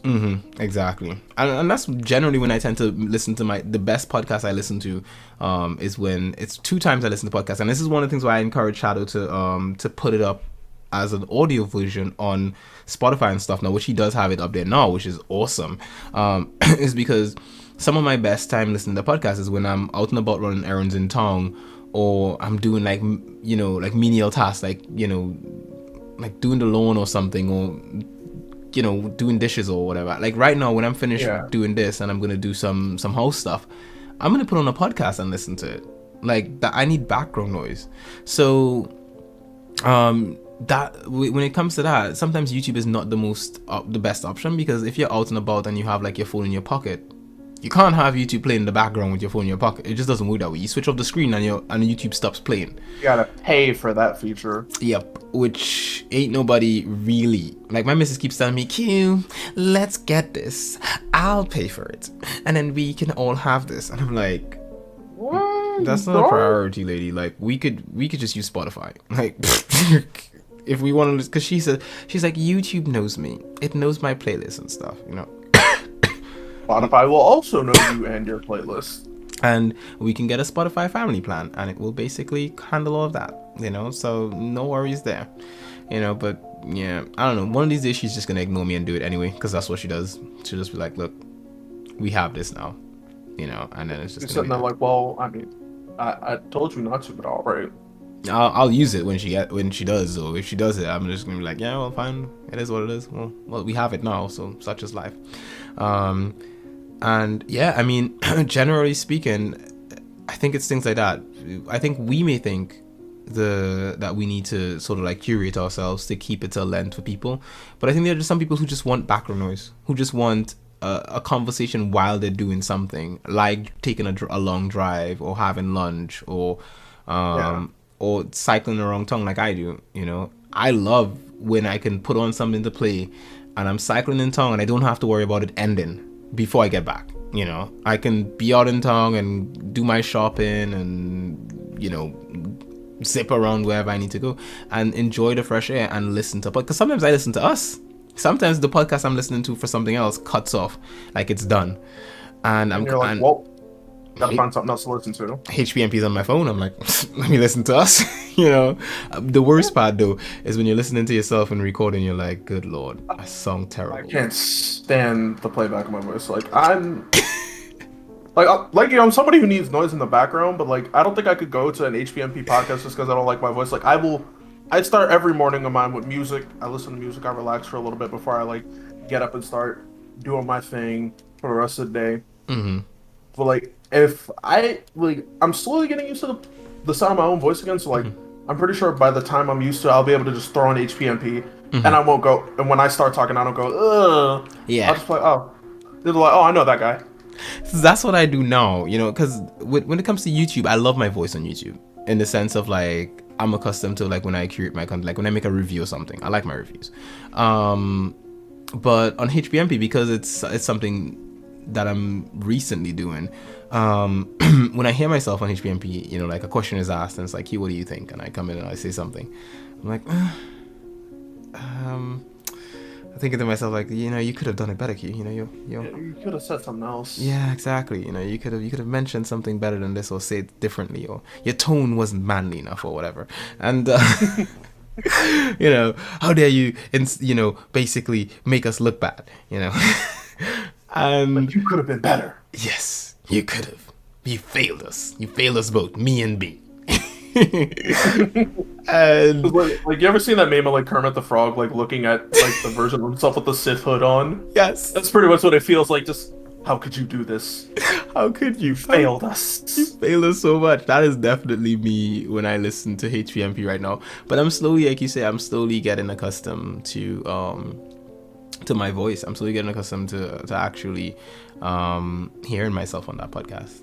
And I think that's one of the things that I like about it, is that I'm slowly getting accustomed to it. And I do love having that sort of like time to talk about stuff like that, because as I say, like previously, outside of like HPMP, I don't really have a lot of friends who play JRPGs, basically, who I hang out with regularly. Most of my friends play other games, so they're into shooters or whatever have you. And despite the fact that I do play other games, I love JRPGs and I love talking about them. Like, that's your main love. Exactly, because if left to my own devices, and I'm like, okay, pick a game to play and you're gonna play it for the rest of the week or whatever, I'm gonna pick up a JRPG and kick back. I'm not gonna pick up and say, oh, I'm gonna play Gears of War for the week. I like Gears of War, but I'm not gonna pick, like, even when I was playing Gears of War this weekend with my son, we got I think we got an hour or so into the game, or 2 hours in, I can't remember how long. And we fought this boss. It's Gears of War 5, right? Fight this boss. And look, I am carrying this fight. My son is literally just like, he is around with a controller in his hand just to have a controller in his hand at this point. Alright? I'm playing as Kate, and he's playing as I can't remember the guy's name, JD or something. And he's there, and we're fighting this giant locust monster thing that has a helmet on its head and has two like maces in its hand with spikes in it. And the thing is that obviously if you aggro it, if you're the one who hits it all the time, it's gonna come towards you. And so I'm telling my son, like, here's the thing, don't stick next to me, because he's trying to stay next to me. I'm like, stay on the opposite side of the monster and fight it that way. So if it's focused on me, you can get some hits in. If it's focused on you, I can get some hits in. But if we both stand next to each other, it's gonna kill us. And he's basically on the opposite side of the monster, but not doing anything. He's just there. He's like, I'm here. Well, what's next? He's like, I can't, because he's like, where should I shoot it? I'm like, you have to get some headshots in. And he's like, I can't get any headshots, like, because he's not skilled enough to get headshots or something. He's good at fighting games, so he's like not getting any headshots. So he's decided, like, I'm not gonna do anything. I'm throwing grenades and stuff. I'm like, no, you're wasting the Don't grenades. do that. And he's like sending the robot to shock the thing, and I'm like, God Lord, like shoot it, you know. And inevitably, I kill it, right? Like, I kill the thing, it falls down. Oh no, sorry, no, I didn't kill it. I got its health really, really low. It was about no, I did kill it. Yes, I killed it, and then we moved on to the next area, right? But the weird thing with Gears of War is that the checkpoints are laid out in some kind of shitty ass way. So even though we just kill a boss battle kind of thing, there's no checkpoint right after that. Like, so we go into another room and we get killed by some random locust monsters, right? And I'm thinking, okay, it's gonna load right as soon as we come out of this room. Nope. Right at the beginning of the boss fight, I look at my son, I'm like, we ain't doing this again. We done. I'm turning this shit off. He's like, why? I'm gonna have to carry you through this whole fight. You ain't gonna do shit. And I don't want to carry this fight, because this is gonna take forever. Like, if you thought you had back problems, now wait till you gotta carry. Exactly. I ain't about this life. But if it was a JRPG, I probably would have done it over again. I probably would have just been like, hey, I died.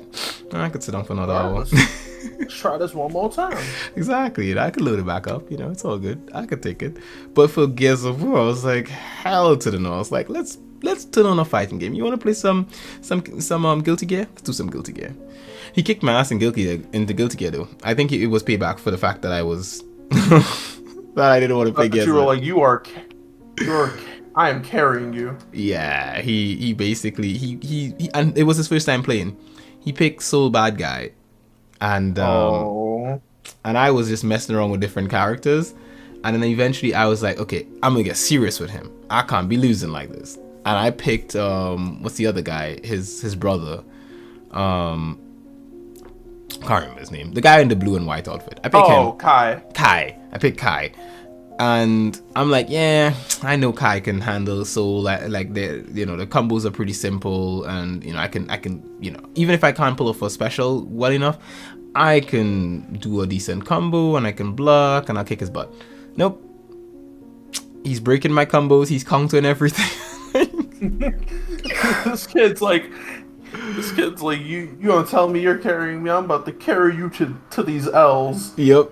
And the worst part is that the beginning of the fights, I'm the one taking his health bar down to like less than half. So I'm like, yeah, buddy, I'm gonna hit this kid. Beautiful. He's gonna lose. And then he just slowly comes back and just drips away. Because at one point, I started playing cheap. I'm like, I'm just gonna send magic across the screen and hit him. Yes, in your face. And he's like, Dad, stop playing cheap. And I'm like, I mean, it's not cheap if you let it happen. I'm like, get the good. age-old fighting game adage. I'm like, get good. If you let something happen, you gotta find a way to stop it. He found a way. He started kicking my butt, broke through my.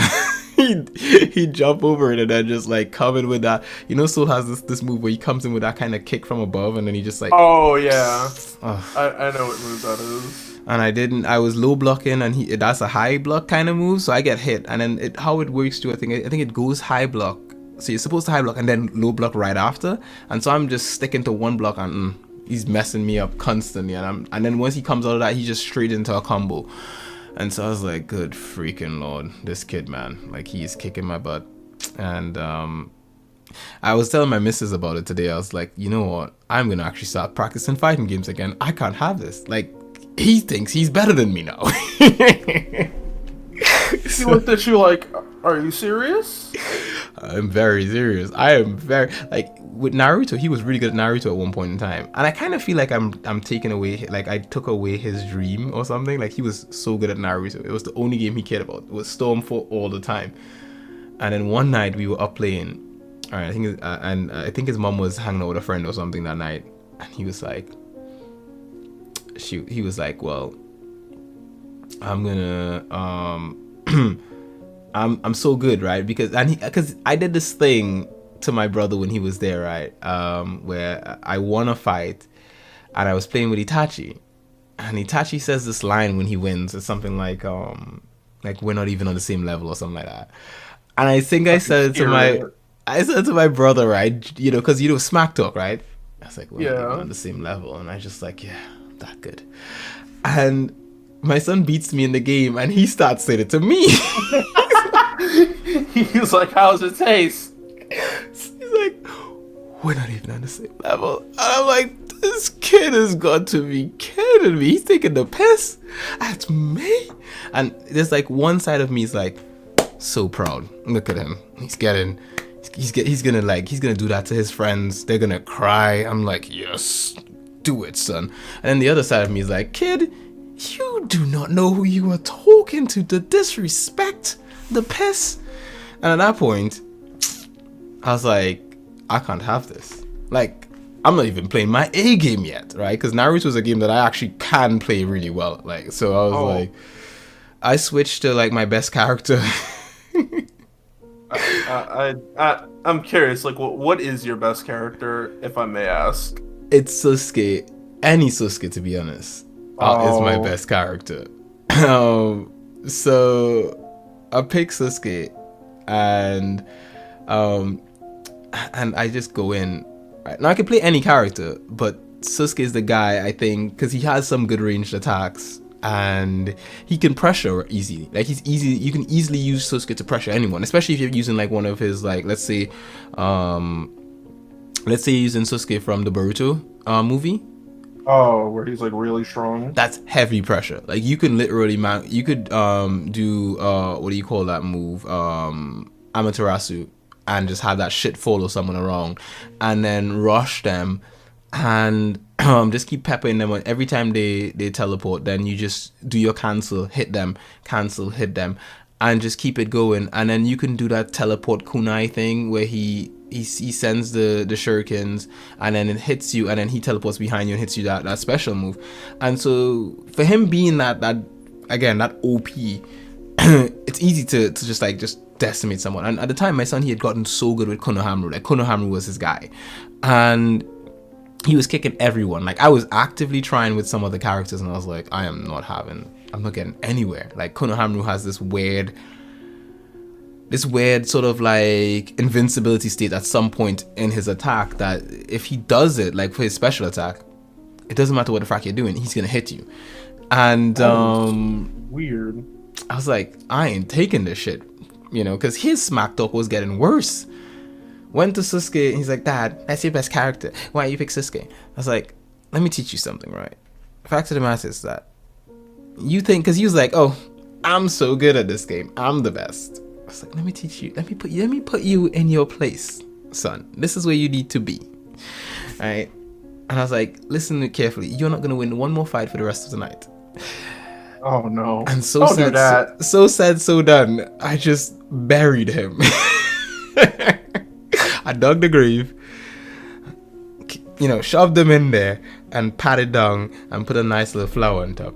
He doesn't want to play Naruto again. Doesn't. Like I asked him, hey, you want to play Storm? He's like, I don't want to play that. Why you gotta bully the child for? I feel so bad because I actually do want to play with him, and I want him to get good at even better than me in it. But there's a certain the thing is, I think what we need to understand as well, like despite the fact that as a parent, it's the parent side and it's the gamer side. Like the parent side is like, I want my kid to be better than me. The gamer side is like, shit, no, I don't want anyone to beat me. I want this kid to understand where he stands in the pecking order. In my mind, I'm like, I am a god. How dare you come here and tell me that you're better than me? How dare you say I'm not even on your level? Mm-mm. In my house. Not happening. And so, yeah, it just got to that, and in the end of it, I buried him in Naruto Ultimate Ninja Stormfall, and I feel so bad because he doesn't want to play. This weekend when we finished the Gears of War, I asked him, I was like, want to play Storm? He's like, nah. Because he's like, let's play a fighting game. So I was like, okay, yes, jump in a fighting game. Want to play Storm? No. I was like, the Switch is here. We could plug it in. He's like, because he was like, can we play Mortal Kombat? I was like, I don't have Mortal Kombat installed up here in the office. So he's like, because we have it in the PlayStation downstairs. And he's like, okay, can we play? And he started calling a couple other games. I was like, you don't want to play Storm? It's like, good lord, this kid, he has not played Storm since that day. At least not with me. If he's played, he's bullied him. I mean, I understand. Trust me, if I was you, I would have did the same. not about to talk this mess to me. Yeah, pretty like much. This. And funny thing, I saw this thing on Facebook in a Facebook group that I'm in with like gamer parents. Sorry, not gamer parents, just gamers. And this guy posted a picture of his son in tears, and they're playing. I think they were playing either Smash or some kind of other fighting game they were playing. And he's saying that so my son's playing this game with me, and he wins, like about he won like 4 matches or something, and he got so cocky. And he's like, he hasn't won a match since. He's just like 11-0, and you can see the score. It's like 11-4. Like the 4 that this son won, 11 to him. Wow. And the kid is like, the kid can't be more than like 6 or something. He looks really young. Aww. And he's dragon tears, and he's holding the controller in his hand like this. I couldn't do that. Like even with friends who like aren't experienced in certain games, like I'm very empathetic. Like I remember being bad at a game once. So like when I play a game with somebody, if I beat them to a point where like they aren't enjoying it anymore, I just can't do it. I can't leave myself to do that. If it was my own kids, I start pressing wrong buttons on purpose just because like nah, you start crying, I'm a feel bad. I can't do that. Sosuke, you say that now, right? And here's the thing, I do it too. Like when I'll be playing a game with my son, and I'm like, okay, I know I'm gonna win this fight, or I know I'm gonna win this game, but I can see his reaction, and I'm like, I don't want him to like not want it. Like when we play PES together, right? There have been times where we played PES in the past because he hates playing PES. And he used to play FIFA and stuff before, but he just doesn't want to anymore because I win, right? And so he basically didn't like the fact that especially because he hated that I showboated when I won, because at the time we didn't used to play together, so he wasn't accustomed to me showboating basically when I won, at least not to him, and he was accustomed to being pampered when he won. So it was when he lost or something, like, oh, it's okay, you'll be fine. Whereas I would come in like, in your face, you suck, and come, that's a capital L for you and a W for me. And so I remember the first time that I did that to him, he started crying. His mom, and his mom comes over and she's like, "Q, what are you doing?" And I'm like, "Sweetie, he has to learn, Elder is common. This is how we grew up. He needs the tough life." And now he can take it. Now he gives the smack talk. And so generally speaking, he basically was not like, he didn't like playing those games because when I won, I would showboat him. And it got to a point where when we would play PES, I would actually like, sometimes I would back off and let him score a goal. And knowing myself, like I know I could pressure him and not make sure he doesn't score, or just play serious attack and just he's not gonna win. But then I realized like he's not gonna have fun. Like he's just gonna be crying there, sitting there, losing. Like he used to ask me like, can I play on your team? Because he's like, your team wins. I was like, no, that's not how it works. You gotta pick your own team and play against me. That's how you get good. But yeah, I think maybe at some point I need to find a way to like balance it. My missus always says I don't know how to balance. Like I'm like, it's either one way or the other way, which is true. And I really feel I'm gonna have to do that somehow. I don't know how though. But don't worry about it, Sosuke. I don't know. How old are you right now? I'm 23 currently. You got some time. I don't know. You have a girlfriend though, so it could happen any day. She could call you in the morning, Sosuke, I'm pregnant. It's yours. I'm just looking at her like, well, I'm gonna have to learn how to balance out not beating the child at games now. Like, this is a vague memory, but apparently when I was younger, we went to a family gathering at someone's house here in the city. It was a big house, so like rooms everywhere, and the TV in the living room had Halo, but everybody was out like in the backyard. So I'm playing Halo 3 with everybody, and I'm doing all the smack talk, and like someone's like, Chanel, come get your son. I'm like, what do I do? And like, you out here winning and talking all this mess. And my mom goes, well, why are you losing? Why are you losing to a 12-year-old? And they go, so what if he's 12? He's being cocky. Beat him. And I'm sitting there like, and so everybody starts trying to gang up on me, and when I still win, I'm like, I don't know what to say. Like, I just shrugged my shoulders like, I'm gonna go get some of Grandma's macaroni and cheese. And Mom made barbecue chicken. Like, they were all just so mad. Like, just, I could feel the way they were looking at me. I'm like, this food tastes great. Get good. The food it tastes Pretty good better much. when you win, you know. When you win, it tastes better. That's the thing. Yep. That's the thing. You know, because I remember like my son used to cry whenever he didn't win before. Like literal dragon. No, he doesn't cry. He sulks. He does sulk, and he does gamer rage sometimes. Like sometimes like, oh, that, god damn it, I pressed this button. You don't throw controllers. Nah, he You knows don't throw better. controllers. He knows Okay. better. He knows these things. Like I have told him straight up. I'm like, mate, you are not tossing any controllers. Like, you know, this shit costs money.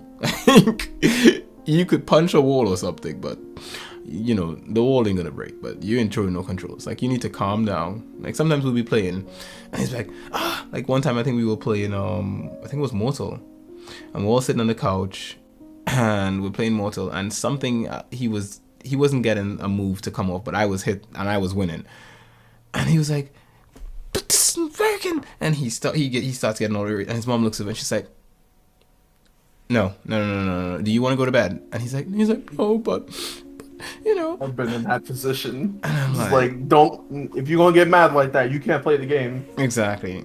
And I look at him, calm him, and listen to him. Yeah, hey, sometimes you're gonna press a button and it's not gonna happen. You know, it is what it is. You know, I was like, do you ever see me raging? And he's like, no, exactly. You know, it just is what it is. And so, cause yeah, I mean, I lose a lot of times. And especially when you play sports games. Oh my god, the cheese is real in sports games. When you play PES and stuff like that or FIFA, and the game decides it doesn't want you to win no matter what you do, at that point in time you just have to just accept the fact, I'm gonna lose this match. And then either you accept the fact that you're gonna lose the match or not. But at the end of the day, you just gotta handle it. And that's what I do. I just handle it. I'm not letting my day get ruined by a game. I'm just not. And I think that's one of the most important things you can do as a parent as well, is to lead by example, because your kids look at you and you'd be surprised the kind of things that they pick up, the weirdest things that they inevitably start doing because they see you do it.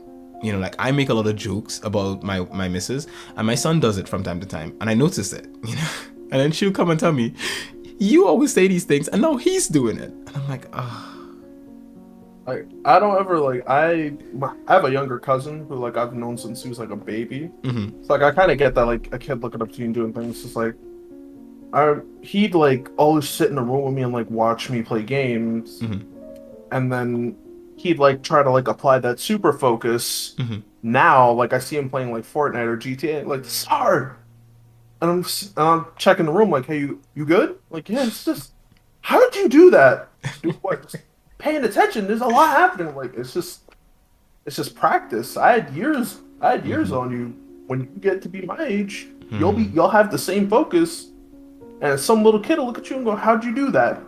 Just take your time and practice. Yeah, that's basically it, you know. And then once you're good enough, then you don't even have to look. A lot of times I'm playing a game and someone comes in. Now granted, here's the thing, if I'm playing PES and I'm on an online match and my missus comes in, you know, and she calls me for something, and again, she knows what online gaming is, but she'll still try to say, can you pause the game? She'd be like, is it really that important to you?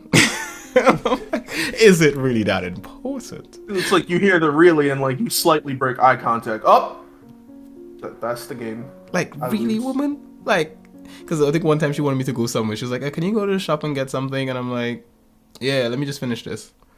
And I came down after, and she's like looking at me like, what took you so long? I'm like, I had to finish the match. Was it really that important? I'm like, ugh. was in the middle of it. I can't stop it. I was like, it's online. It's the only thing I have. Pez is all I have. It's the only me thing. You can't take this away from me. Which it is. Pez is my only solace. You always find a game as a parent. You find a game that you can play in short enough bursts. I think a Pez match is probably like online is probably like about 30 minutes because you have to factor in time to set up your team and all that kind of crap before you get into the match. So about 30 minutes is what I get. And with all outside that 30 minutes, I'm constantly going during the day because things happen. When you have kids, things happen. You have to always be ready to move. Like, they will do things. Things will happen, right? Because like even today, I don't know if you want to call this, I like to think it's just parenting, like you just have those moments. So my missus was like, we need some stuff at the shop. So I was like, okay, I'll go get it. She's like, oh, can you go to the shops and get these things? So I'm going. And she's like, oh, she wants me to take my son with me as well. That's how he ended up in the shops because I was going to leave him home, right? So she was like, no, take him with you. He needs to get out of the house, So, but his younger brother, he was watching Paw Patrol on telly. So we were like, my missus was like, oh, I need to take a nap. I am so tired right now. So she was like, oh, can you just like put on Paw Patrol for him to watch? All right. I was like, you sure you don't want me to leave the two boys home? Because, if something happens, She's like, no, just put it on. He'll be fine. He won't move. So I was like, okay, cool. Put on Paw Patrol. I give him an assortment of snacks. I make him a little snack bowl. Some bananas, some cookies, some other stuff, some crisps, and I give him some water. So I'm like, okay, he's gonna be satisfied. We're not gonna be in the shops for too long. I came back and the missus is looking at me like I killed someone. I'm like, what happened? She's like, the telly came off. What? The show that he was watching, because the telly in his room, because his room is right across from ours, so the telly in his room has so she's sleeping on. She's taking a nap, a midday nap, and he's in his room watching the telly. So at least if he does something or something happens, she can hear him because he's right there, and he's distracted by the telly and he has something to eat. So he's not gonna like get hungry and say, hey, I need something. And we weren't gone for long, but somehow the Wi-Fi may have dropped the signal or whatever happened, and he was in her face the next minute. So I come back. Once the signal dropped, he shook his head like, where am I? It's like, the frack, where is everyone? So he went straight to her because he knew where she was. Went straight to her and was like, oi, solve this problem. I got shit to do.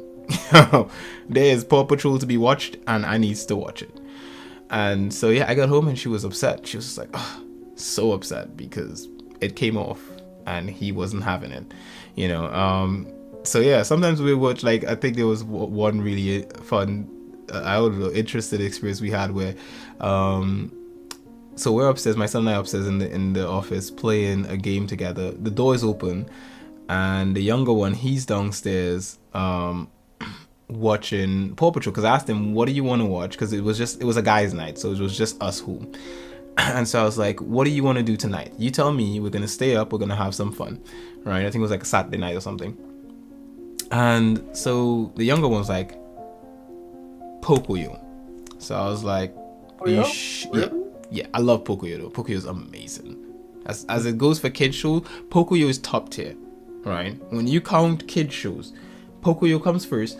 Anything else can come after that. I don't care. My brother tries to battle me and tell me that PJ Masks is top tier and Paw Patrol is top tier. He a crazy person, right? He don't know shit, right? And as a parent, this is something that you start arguing with like other parents about, like, which kid show is better, right? Because you have to watch it. You gotta sit there with them. You gotta pay attention to. You get into it. You get it. And Pocoyo is amazing. I love Pocoyo. So my missus got me into Pocoyo because she liked Pocoyo growing up. So she was like, we need, because I was trying to get him into The Land Before Time because that's what I liked growing up. And I was like, I like The Land Before Time, but Pocoyo is better. Hands down. So he decides he wants to watch Pocoyo. That's what he wants. I'm like, are you sure? Yes, Pocoyo. So I was like, okay. I turned to the older one. I'm like, what do you want?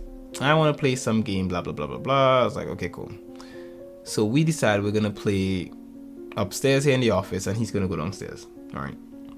So because I asked him, where do you want to watch? Do you want to watch in your room or do you want to watch downstairs? He's like, downstairs, because downstairs has a bigger telly. So he wants the bigger telly. So he's downstairs and we're up here playing. Literally with Netflix and Amazon, every now and then it comes and asks you, oh, you sure you want to keep watching or something? Oh my God.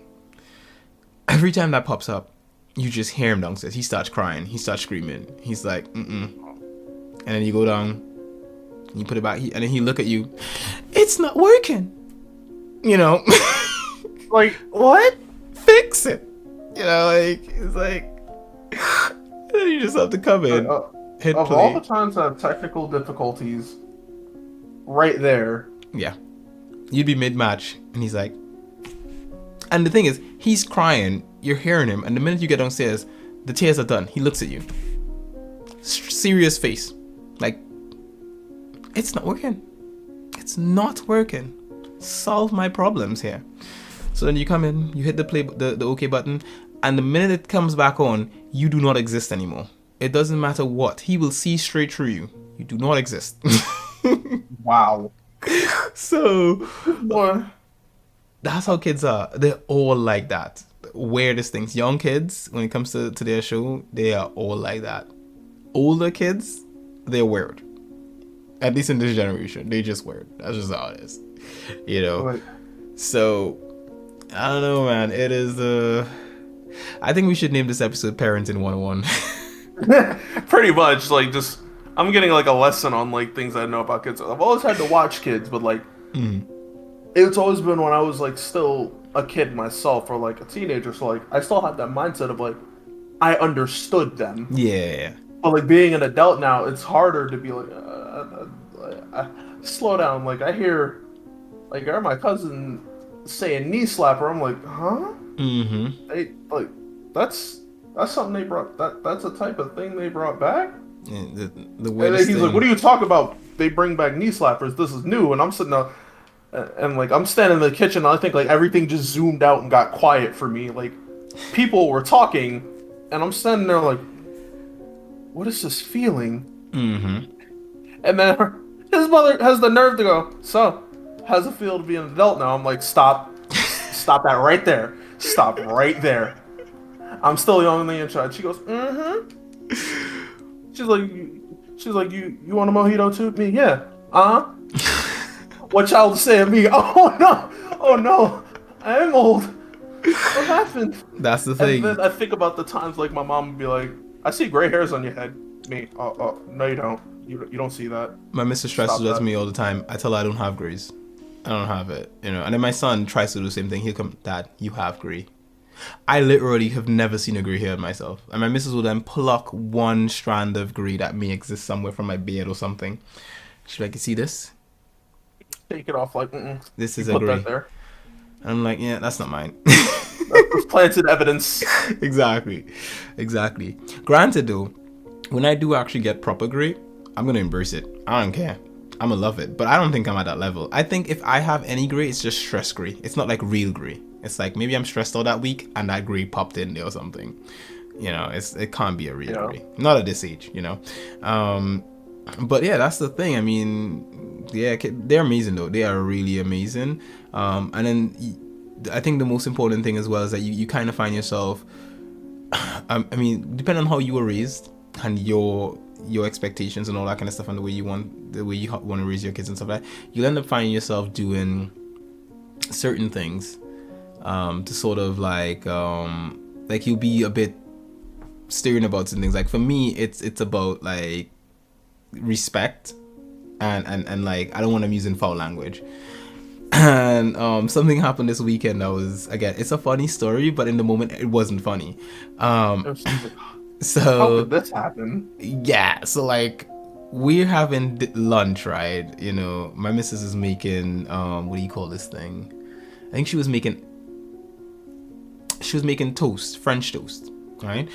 I was making French toast, and then she came in and told me I'm doing it wrong, and she took over. So she started making French toast, right? And so we're all at the table eating, getting ready to eat, and I cut up the French toast for my youngest, and he was eating first, right? And so he basically out of nowhere looks at me and he's like, Dad, he says fork, right? So now I remember earlier in the day, my son, my oldest, came down and he was like, Dad, he was saying that Mom was playing this song upstairs, and it had cursing in it, and Ty repeated it, and I'm like, say what now? And she came downstairs laughing and was like, yeah, it happened. I was like in my mind, I'm like, good Lord, he's gonna start cursing now. And so when he looks at me and he says fork, I'm like, what did you say? I'm like, go to the corner now. And he looks at me full so tears. lost, like, he's like, I was like, for a fork. I was like, I am playing with this. I'm serious. To the corner. So he gets down from his seat and he's walking. And so my oldest son, he looks. He's like, Dad, his fork fell on the ground. I'm like, what? Like, you said, oh no. Your mind played thought was still stuck on what you thought what happened when you weren't there, and so you just kind of filled in the blanks. You're like, no, you know where to go. I was like, holy shit. I was like, good Lord. I was like, never mind. I was like, come back, you can eat. And I went to the kitchen, I got him a new fork. And I was like, good Lord. My missus was laughing the hell out of it. She was like, in your head, it was like, I really did that. Oh no. And he went full tears because he knows when I get serious. Like, you also, as a parent, you have like two voices. You have regular voice, and then you have, look, take me seriously because you're going to get yourself into trouble. And so once I get to that voice where I'm just like, oi, you go into that corner, I don't want to hear it. Like, just drop all the tears and everything. He was like, oh my God. But I could imagine for him, he's like, what the hell happened? I'm just asking for a fork here to eat. Like, how and what did I do? Exactly. He's like, how is this happening to me? I've This been is good something today. I've noticed about kids, though. Like, you may think something may not stick with them, but they'll remember it, and they'll be like, why did you tell me to sit in the corner anyways? And you'll just be like, wait. Whoa, what are you talking about? Like, you'll be thinking about today, and your son will probably be like, no. Before, when I asked for a fork, and you were like, oh, I thought you said something else. And it's just, it clicks with you like, wow, he held on to that. He wanted answers. Also, they absorb everything. That's the thing. Like they remember stuff. There's one thing, my son has this little toy phone thing that he plays with, and he begged his mom to take it to him to nursery, and so he when I drop him off to nursery in the morning, all right, it's like about, I don't know, like 10 minutes away from here. So we hop on a bike and he has his little seat, and I get like my morning exercise. We cycle over, I drop him off, and I come back. And so I tend not to give him toys when he's on there because I know he drops stuff. He'll be playing with it and it will drop. My missus was like, oh no, he'll be fine, he'll hold on to it. Yeah, right. So for like a week, he keeps carrying this phone thing, and surprisingly, he managed to hold on to it. So I was like, okay, cool. One day comes, lo and behold, we're going off to the nursery, and he drops it, and he's like, oh, he's crying that it fell. He's like, he's trying to get my attention because I'm going zipping by, trying to get my attention that it fell. And I stop, I turn around, I look at him, and I'm like, what? He's like, and he's pointing like, and I turn around, I see it there on the ground, and in the back of my mind, I was, because I told my missus, like, if this falls, I am not going back for it, right? Because it's probably gonna get run over by a car. But we were on the sidewalk, so it was like, I could leave it out of principle because I did say it was gonna happen, but I was like, this costs money. So I go back, I pick it up. If it was a cheaper toy, I would have left it. So I go back, pick the thing up. This one has like, you can press it and it makes songs and stuff like that. So I was like, it's with something. I picked the thing up and I put it inside on the bike we have a pouch that you can put like your phone in and store keys and stuff like that. So I put it in the pouch. I look at my son and tell him, "You're not getting this back." I was like, "I told you not to. No, I told you to hold on to your toy tight and don't drop it, or you're not gonna get it back. You dropped it, you're not getting it back." And he tried to cry a bit, but I was like, "I don't want to hear it. Let's go." And so he didn't. We got to the daycare. He's telling the childminder how he lost his phone, and every day now when he comes in, he's telling everyone, "Oh, I dropped my phone and Dad put it inside. Dad took it." And I'm like, "Good Lord, like mate, like here's the thing, get over it. You lost your phone. You should have listened. Like, don't be telling everyone, literally everyone, that I took your phone, right?" No, Like, it's not. If you weren't listening, that's on you. Yeah, pretty much. So he brings it up. They remember. They're like how they say elephants remember everything. Kids remember everything. Young kids, and I think that's why it's really important as an adult when you're around young kids to be very careful what you say and do in front of them, because they literally pick up on everything that you do and say. They're just very perceptive. I always heard that, like, when I was 22, I heard that. I didn't really take it that seriously, but, like, I was on the train after my birthday, and, like, I dropped my phone, I go, "Fuck!" out loud. And so, like, I didn't know there was this kid there because I had my headphones on, but, like, my headphones came out so I could hear things. And I hear this kid say it, and I'm like, "Good Lord." Like, my whole body seized up. I was like, "Oh." That kid's spirit was like hell to the no. Probably wanted to slap you, like. Like, she didn't. I don't think she knew it was me who said it, but like the kid got popped in the mouth, and I felt bad because I heard it. Like, I just heard the audible pop. I'm like, "Oh, that's my fault." I'm gonna have to assume that was a black mom, yeah. Yes. You know a white mom in doing that, you know. Oh no. My missus in that life. Things. I've heard some things while in the store. Like, I've heard kids talking back to their moms out. Like I've seen a kid just throw a full temper tantrum. I'm food shopping for myself, and I'm like, "What in the?"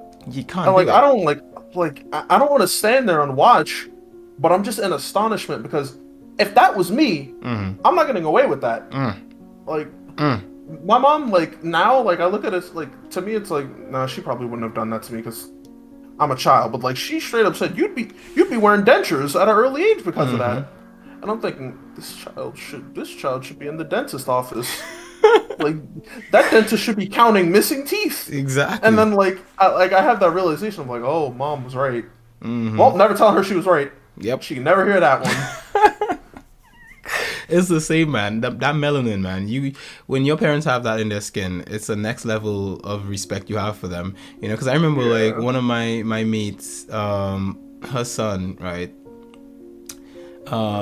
So she's like family. She's like a sister. So, you know, her son, who's like a nephew to me. He basically, we were having Christmas dinner, and he basically was like, he was playing at the table or something. I think we had these poppers to sort of like open and toys would come out or something, and he was playing on the table and she was like, "Oi, be careful," and he didn't listen and he almost popped her in the face with his arm, and she was like, "Oi."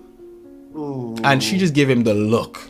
The rest of the night he was on good behavior. Like, he stopped, because there's a like black parents have a look. It's like a yeah.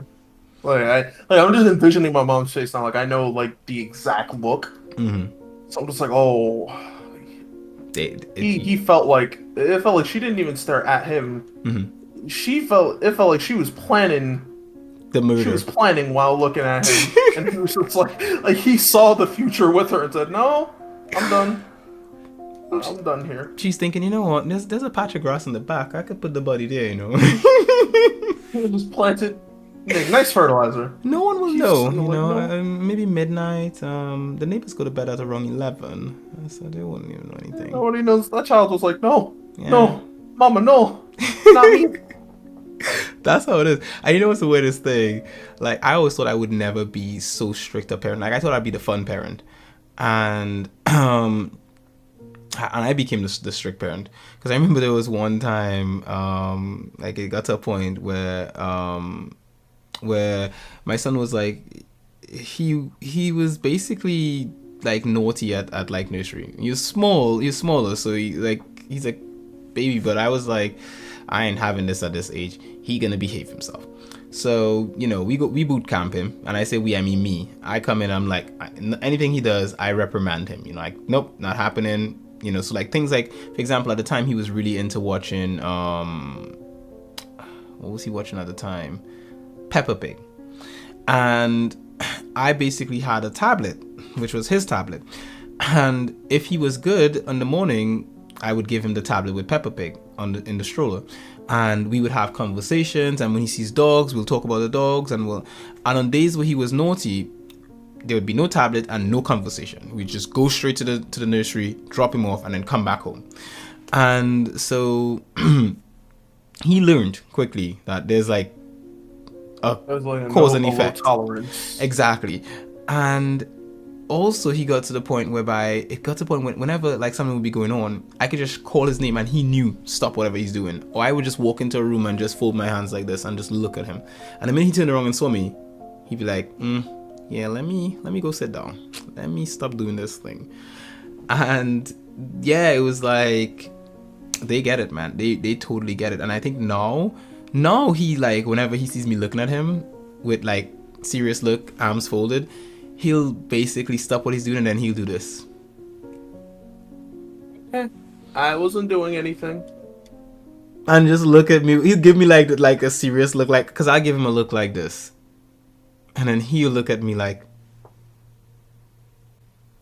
and I'm like, in my mind, I'm like, because he's so cute when he's doing it, but I kind of keep this straight face. I'm like, what the hell are you doing? like you stop, like you just stop what you're doing. And then he does this thing where he'll be like, what are you doing that for? I'm like, what is wrong with you? But again, they pick up everything. They just do. They pick up everything. Like, and children truly are sponges. They just retain all this information. Exactly. And I think as a gamer, an anime fan, a fan of just great content, I think you just try to introduce them to as much of it as possible and hope something sticks. Like that's how I've been thinking about it. Introduce them to as much as possible and hope something sticks. So like for my youngest, he likes Studio Ghibli. He can't watch any other anime because he gets bored in between, but he will watch anything with Studio Ghibli. He'll watch the whole thing. With my oldest, he likes, I think his favorite anime right now is JoJo. Like he really likes JoJo's Bizarre Adventures. And he likes, well, he's currently Sinbad because we're watching Sinbad, but he's watched the entirety of Death Note already. I've never even seen the whole of Death Note, but he's seen all of it. Wow. Yeah, I know, right? I should have seen it by now. Like, I say give it a watch. He keeps telling me that. He's like, Dad, you gotta see it. It's good. And I'm like, yeah, I'll get around to it sometime. I don't think I will. He's seen all of Code Geass, which I did recommend that one. I was like, you gotta see Code Geass. So he did watch all Code Geass. And I hear Bao now just going, yes. Yes. He's heard it. He's like, yes, I know what they're talking about. And he's basically, him and his mom, they've both seen Demon Slayer. I started Demon Slayer and fell asleep with my missus, and I were watching it, and I fell asleep in the middle because my son saw it first. He saw all of it, and then he was like, you guys have to see this. And then so we started watching it together, and I fell asleep and she watched the whole thing. Like, she just stayed up and watched the whole thing. She was like, this is so good. Wow. I was like, you watched without me? She was like, you shouldn't have fallen asleep. I was like, good. Like, I dropped it myself because I'm like, this is good, but I'm not missing much. Nah, she loved it. She was like, this is my shit. But the thing is, she didn't grow up with Naruto and Bleach and One Piece and all that kind of stuff back in there. No Dragon Ball, nothing. So for her, this is her first like heavy shonen series that she's gotten into. So she's really loving it. Like, she's like, oh my god, this is amazing. I have not seen anything like this before. Whereas for those of us who've seen other like shonen series like those, it's like, same old, same old. Nice graphics, nice animation. I can see myself watching this, but it's nothing I haven't seen before. For her, it's like, good lord, this is amazing. So, this is incredible. Where's this been my whole life? Exactly. You know, and then she got upset because the season ended. She's like, no, I want more. I think recently she was watching, was it Castlevania on Netflix? That's her latest. And I have to say, He has great taste. I mean, she does. You know, she's my missus after all. She has to have good taste. But I think Look at her like, wait. hmm Look at her you just see her watching something that's just like, wait, what is this? I know. Quality. Like, 'cause I walked in and she was watching Castlevania. I was like, what is this? And she was like, oh, Castlevania. It's like, really? And then after she sees it, she complains to me about how there are no more episodes. Like, she'll binge it and then complain. Oh. No more episodes to watch Q. What the hell am I supposed to do? And anytime we would start a series together, and then, or she'll see a series on Netflix and then she'll show me the trailer. Oh, we have to watch this together. And then I'll come in one day and she'll be watching it by herself. I'm like, fuck, I thought we were gonna watch this together. You never watch anything. Like, like the frack, like really, you know? Damn. We started like a couple series together, and I didn't keep up with it. Like, we started Peaky Blinders, never kept up with it. American Gods, never kept up with it. So yeah, she's kind of right. I don't really spend as much time. Like, usually at the end of the day, she wants to lay down on the couch and watch telly, and I want to catch up on work or play a game or something. So we end up spending the night in different rooms, which is bad. It's not a good thing for a relationship, and something that I need to work on as a person. But the thing is that like, she will basically be downstairs watching telly and I'll be up here.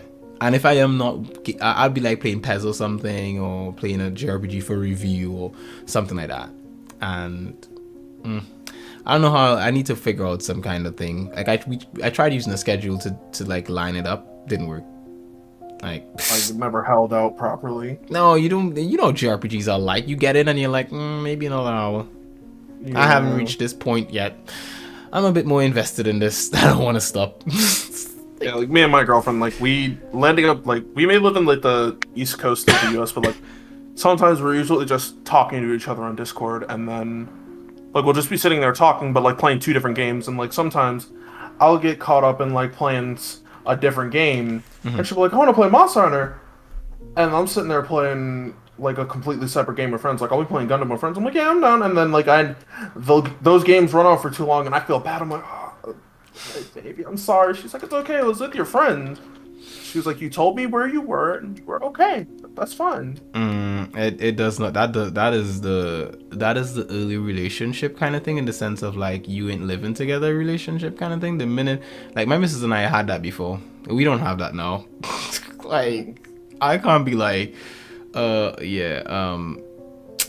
told you where I was, and la-di-da. You know, like, it's like, like, you basically have to, there's a sort of like you can tell they want you to be there.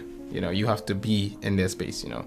So yeah, it's a different sort of thing, and I think that's the thing, you know. It's, things change as you go through life, I guess. It's sort of a change. And I think the thing is that you just have to adapt. You have to adapt, because at the end of the day, you know, as things change, you have to change to meet it. So, and I think that's to be said in like life, and then just like in your career and work and content creation and everything. You just kind of have to adapt and become better, you know. So Yeah. Sosuke, I think we have a recording. Wow. You know, for almost like two hours. I just realized it was dark because, like, yeah, this is how it goes. You're actually, I would like to assume you're the longest recording I've done, actually. Really? And you're the one recording that I've opened up to the most, actually. Because everyone else I've recorded with, I've known longer. So literally everyone else I've recorded with, I have actually known, except one. And even that one, I knew longer, because even though we didn't talk, we knew each other on Twitter for ages.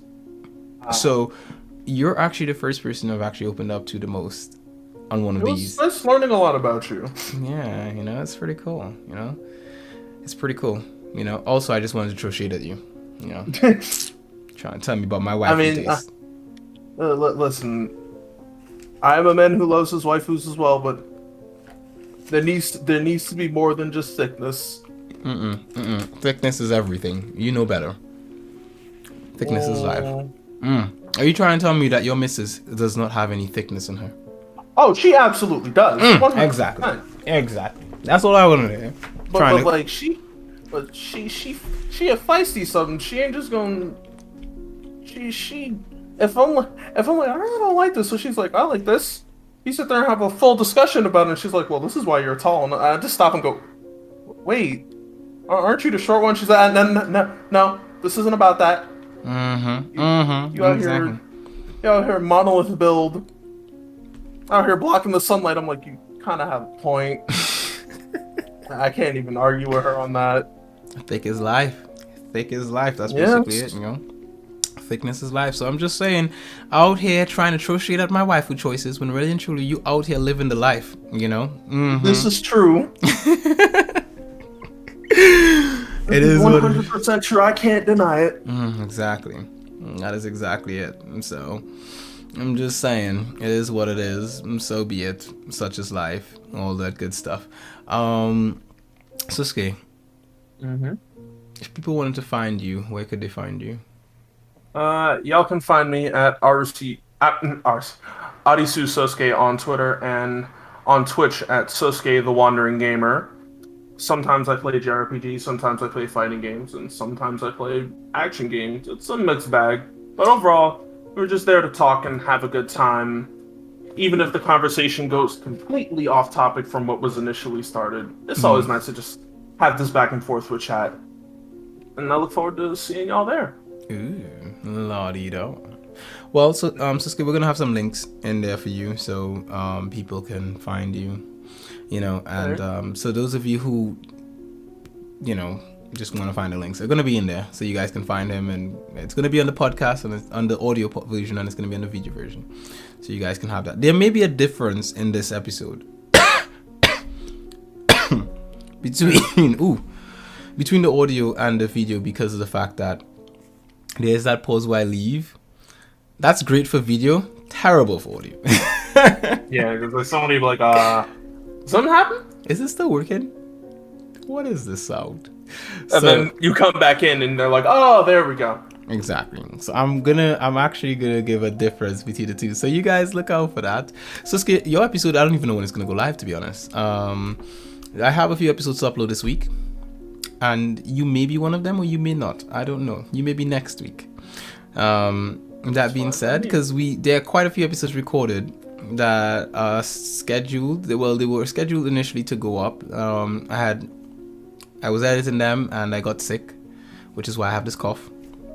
And I actually didn't get to finish editing them the way I wanted to. So those need to go up first and then yours. So I'm just giving you a heads up. I think it's like maybe 2 or 3 episodes before you. Alright. But yeah, you know, you could be up there. I mean, surprisingly, you're gonna go up before Shadow because Shadow and I haven't even recorded ours yet. You know. Oh Lord. Yeah. Shadow was one of the first to say, yeah, I'm down, but you know, we have not recorded. And then Shadow just up and just ghost. Never see him again. Gab is another one who's also supposed to be done already. Gab is like, oh, let's do this, Q. And then every time I can't get her, and I'm just like, and then she messages me later like, oh, Q. And I'm like, I am going to bed, Gab. Like, we have to try. I am tired. It is midnight here, you know? So, yeah, it just so happened Sunday nights I've already, like my missus and I have already made arrangements. So I'm like, Sunday is a podcast night to me. If I'm doing HPMP, I'll be up. If I have something else to do, I'll get it done. But most of the time, if I'm not doing HPMP, I'll take a nap. But if not, I'm up. And so tonight, perfect night. I'm up. So, Sosuke, I don't even know what to say, man. You are a calm person that slowly gets very aggressive and in someone's face if they are right and you are wrong. Is that a good explanation? I only see things as opinion. Like, you're only right if you're saying, listen, it's clearly this way and I can see that. Mm-hmm. If everybody else is saying something else and everybody else is saying something else, I'm gonna have to just believe myself. I'm gonna have to believe in myself That's just how it's been. But it's always nice to hear someone else's side of things, no matter what. And that's what Unless it's like something like waffles, French toast, and pancakes. Ooh, there is nothing like waffles, French toast, and pancakes, but yeah. Simply Binge Podcast is a part of the Simply Binge network of podcasts, which include That Beautiful Life and Skill Points. All of our podcasts are available on iTunes, Stitcher, Spotify, Castbox, and most other podcast apps. You can also follow us on Twitter, Instagram, Facebook, and YouTube at Simply Binge UK. Visit our website simplybinge.com if you'd like links to what we mentioned in the show. And lastly, special thanks to all of our guests for taking the time to share a bit of their insight with us today.